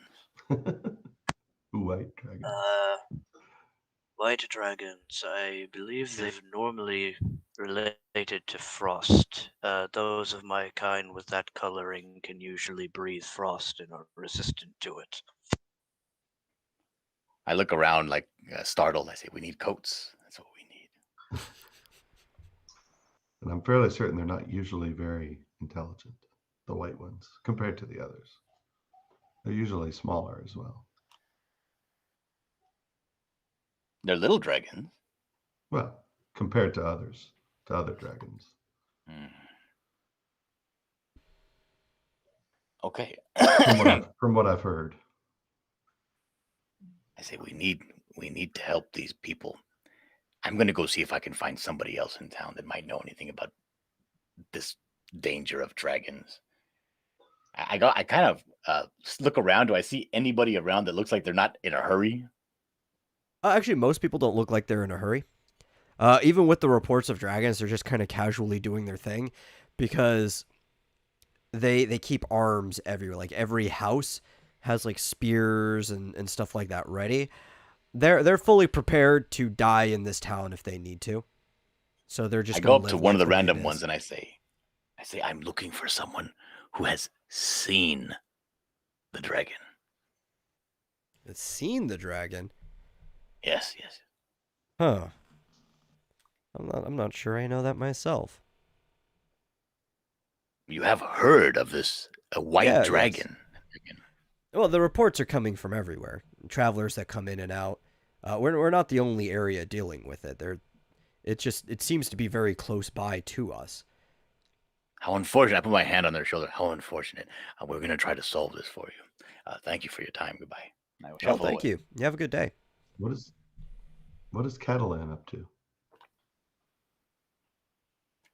He was crisis of faith. He's looking for something? He's looking for omens and signs and stuff of why we should be here. Do I also have that same trait? I think I do. Damn it. We're all very superstitious for some reason. Well, that also means it's very easy for you guys to convince each other to do things. You're like, I saw an omen. Because you all take it so seriously. Like, oh, an omen. Mm-hmm. Yeah, well, that's what I was going to do. But my character is the only one that's not into that. Yeah, I was going to grab Catalan and tell him about the shards of glass that all seem to be pointing south. You should be able to find him pretty easily. I mean, like I said, this is not a very big town. Even if he's wandering around, it's mostly like houses and stuff. There's like a town square. He's probably going to end up just running in the same circles over and over again until you guys run into each other.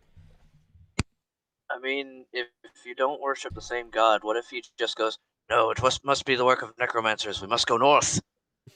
Well, This is totally a possibility. You have to let him role play it out. it hasn't happened yet. So I was going to tell Catalan about that. If I can find him.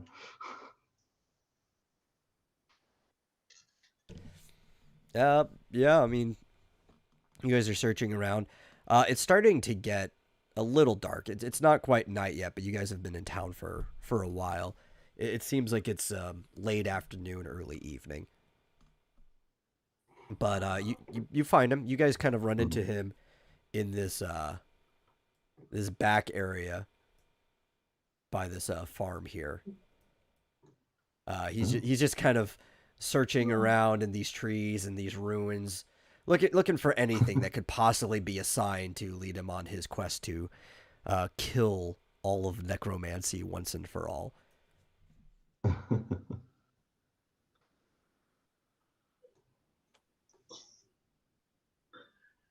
Well, Catalan, have you found anything about necromancers? I spin around on my heel and I grab him by the collar and I pull him in close. What did you say? I said, have you found anything about necromancers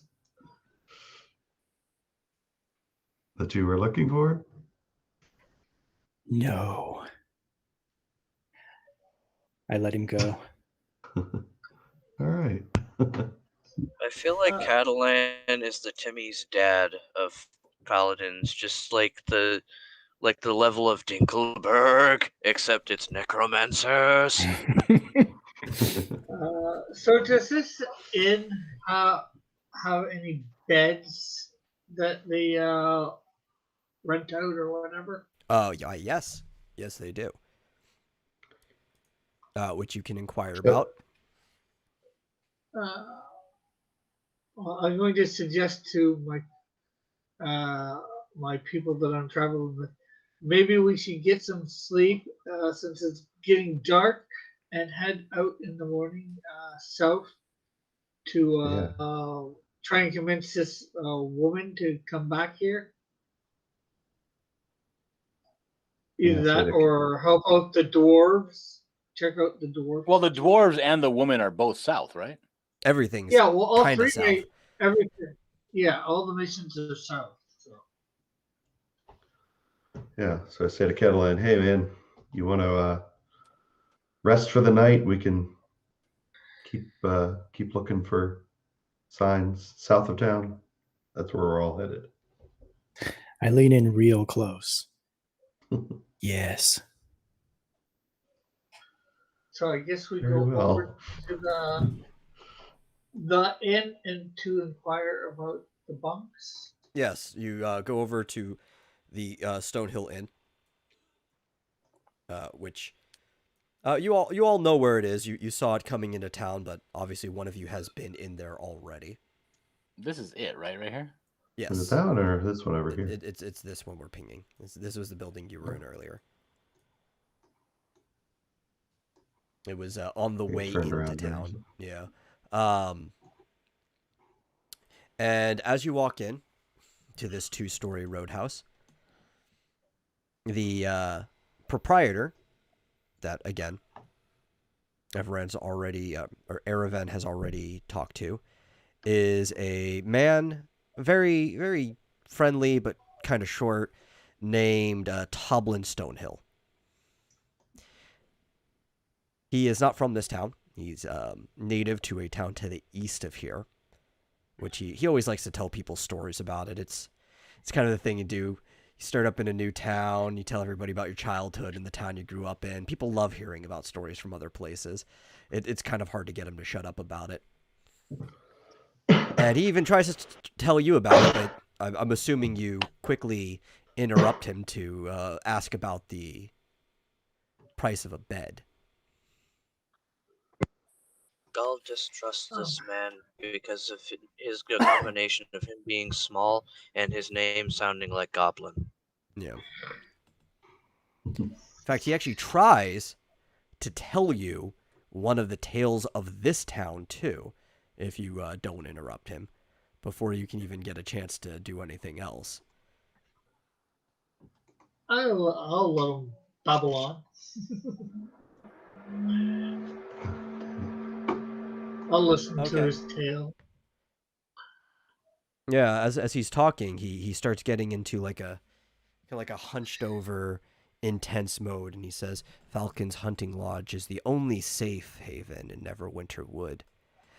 It lies deep in the forest along a river's edge, and wealthy nobles venture there to hunt while under Falcon's protection. Falcon is the retired veteran of many wars, and it's said he'll offer free room and board to anyone who brings him a bottle of wine."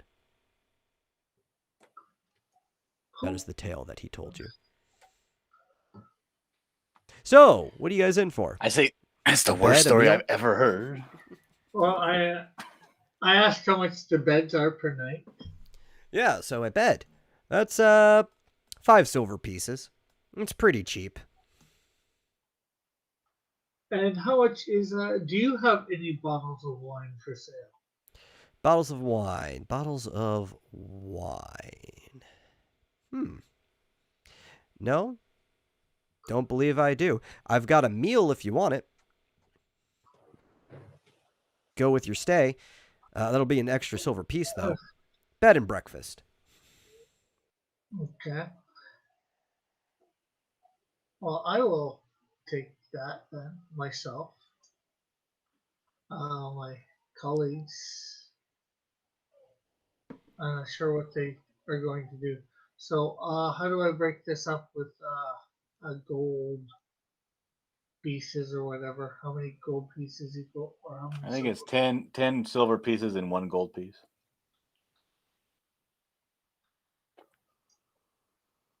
So that basically means I have 4 silver pieces left of 1 gold piece.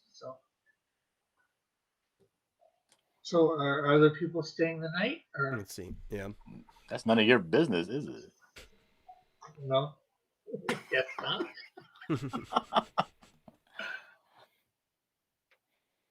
I fully intend on staying here the entire night, and I'm going to ask for a room as well. But I also fully intend to go to bed very late and listen to every single story this guy has to tell me as I grill him about everybody in this town. Every story? As every story until about 1 o'clock in the morning, or until he goes to bed. Because he's got and then I'm gonna 5 more stories to tell you. Oh, I'm gonna listen to every single one of them. Okay, before I get to that, does anybody else want anything? Gall is confused over the idea of paying for lodging, so he's going to go back to, like, this empty house that we passed earlier, and just goes inside of it and just sleeps in there. Okay, yeah, nobody's going to stop you, and it's not like you guys are missing health or anything that you really need to be comfortable when you're resting. It's not going to really mess you up for the day. You guys haven't really been traveling that long. I kind of want to go explore this broken, whatever this is, this building out in the outskirts. Wait, let me zoom out. Which one? This one this up one there? over to the east. The one on the hill. You want to do that before going to bed? Fuck, this fool wants to go because on a ghost hunt before he goes to bed. Yeah, I mean, you totally can. You know, I want to just sleep there, you know, part of the roof is partially intact, maybe. Yeah. I think I have information I'm used on this to being out in the wilderness. But I will tell one of the tales before we head out there, just because these tales are ready to be told. And he's going to listen to all of them, so I might as well go down in order. So number 1, before we do anything else. Wait, I want to know the town that he was from to the east. What's the name of his town? Oh, the name of the town? Yeah, he would have told you this. I'm going to pull this thing back up. He's from the town of Tribor. And that's near the Neverwinter Forest, you said? Well, I didn't say it was near the Neverwinter Forest. Oh, okay. I thought you said he was telling stories about his town, and then he was talking about. No, he's just Neverwinter telling Forest. stories. He usually tells stories about his town, but when you ask for a story, he just tells you about the town you're in. Oh, okay. Yeah.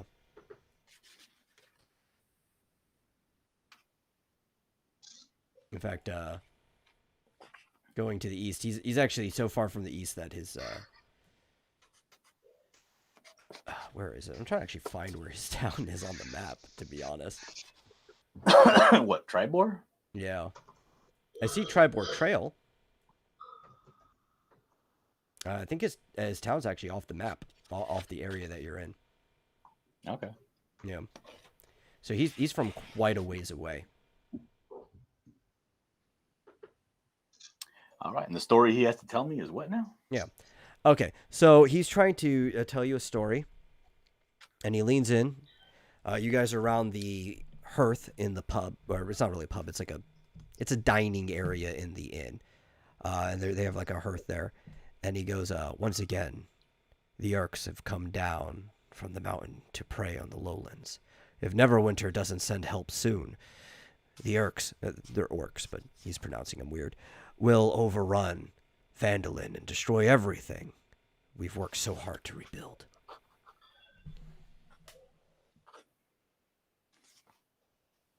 And he just goes on to tell you more and more about kind of this paranoia that orcs are going to come in and just pillage their land.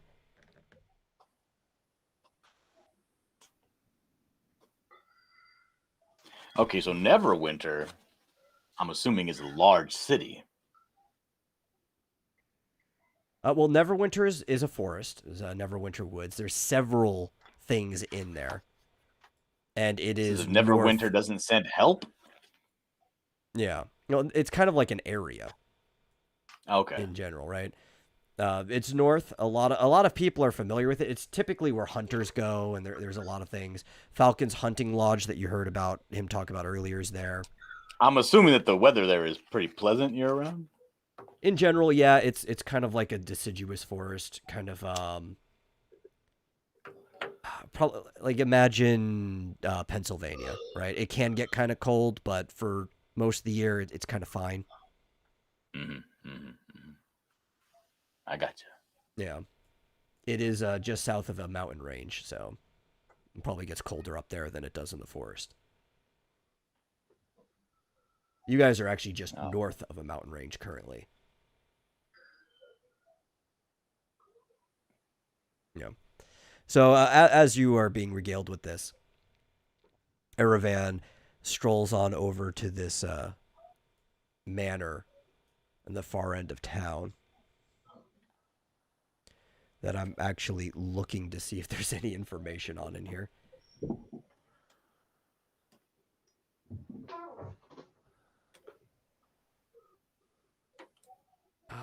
There's a plaque in the front of it that says Transcendar Manor. That's about the most of the information I have right now. Not really anything looks intact though.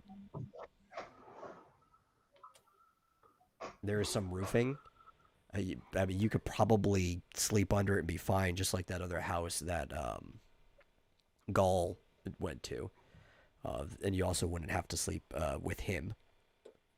But that's up to you. Well, I don't really like people anyway, so I'd rather sleep over here away from town. Okay. So that's what I'm going to do. Y'all are welcome to tunnel. There's Ethereum in here. So does that mean that 10 silver pieces equal 1 Ethereum and 10 Ethereum equal 1 gold piece? Electrum? No, the exchange for silver to Ethereum is 5. So silver to gold is 10. Okay. How much does it cost for a drink in this from this innkeeper? Like a regular drink, like an ale, is just gonna come with your meal. If you buy a meal, you get it. It's 1 silver piece for a meal. Okay, I buy that as well. Okay. He does have more tales for you, so I could tell another one before anybody else decides something they want to do. We can eventually get through all these because you do want to hear them before the night's over. The next one he has for you is actually relating to his hometown a little, but more on the way there. And he's like, as the Tribor Trail runs east, it passes through the ruins of Conyberry, a town sacked by barbarians years ago. These are ruined temples south of Conyberry, where it's said that locals hid their gold. And there's actually gives you an idea to visit that area. Thinking, Very nice. maybe there might be gold there. Maybe. Yeah. What other stories he got for me? Well, he still has 3 more stories. Just trying to balance things if anybody else wants to do anything first. I know some people are already ready to spend the night. I just don't know if, Catalan's up to anything.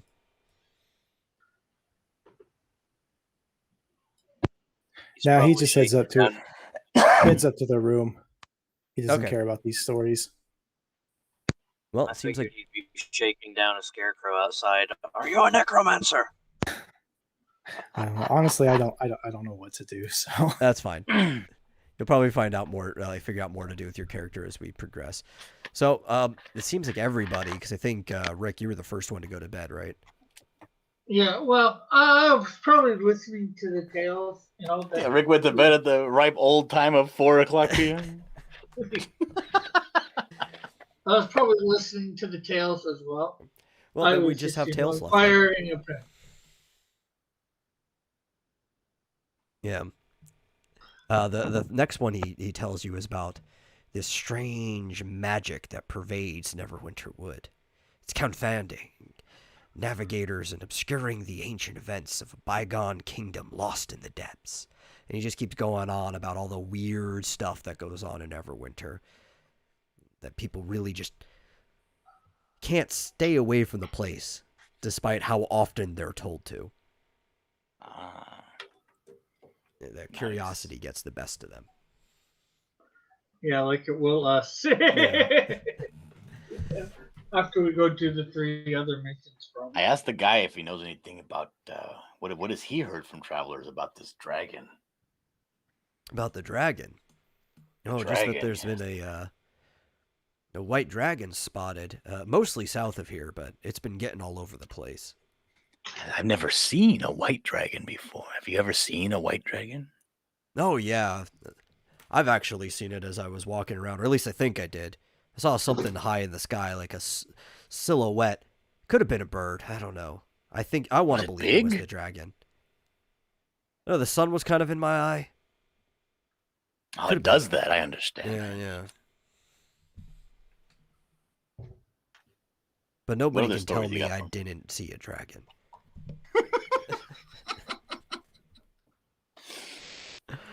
Yeah, after that, the lights start flickering even lower as time passes, and he starts getting into tales of west of Fandolin, on the coast. God, now he's going to start telling me his Q theories? Or what? There's this old stone lighthouse. Ships are drawn to this gleaming tower like moths to a flame, and are doomed to crash upon its rocks. Their wrecks must be filled with treasure. Which also gives you an inkling that maybe you should go check out this lighthouse. There might be a lot of gold in it for you. Yeah. And then as you guys are really just laughing and enjoying the stories, sharing different ideas about what might be happening to them, he finally gets around to the last one that he's got to tell for the night before he's got to go and clock in himself. And he starts telling you that some folk claim to have seen the dragon flying high in the skies. I mean, I'm one of them, so I can tell you. And at that distance, it's hard to gauge its size, but some say it's as big as an elephant and has gleaming white scales. which kind of just wraps back around the conversation you had earlier. He's starting to get kind of tipsy, repeating himself, but he really wants to like engage with you. Like, well, what do you know about dragons? Like, what do you think? Do you think I saw one? I think I saw one. I don't see it. It sounds to me like you saw a dragon, bud. That's what I'm saying. And then I told these fucking people. Harbin, they don't know anything. And after I told Harbin, oh man, he just locked himself up in his office. He hasn't left since. I think I spooked him too much. Dragons are spooky. You can't blame them, you know. Oh yeah, especially white ones.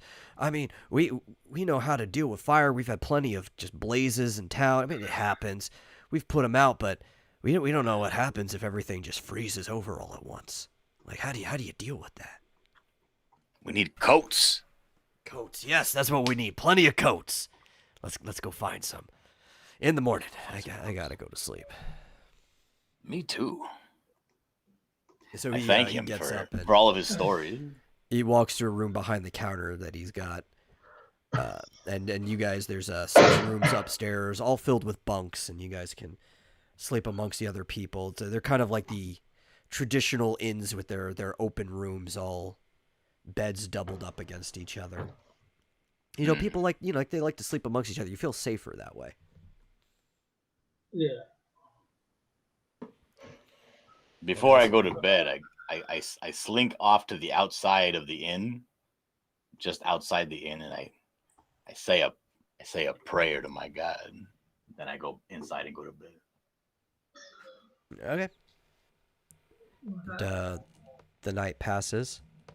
Everybody who slept in the inn has a very comfortable sleep, but those who chose not to pay and slept outside, it wasn't uncomfortable. I mean, a lot of these remnants, they do have some things you could pillage together to make like a cot.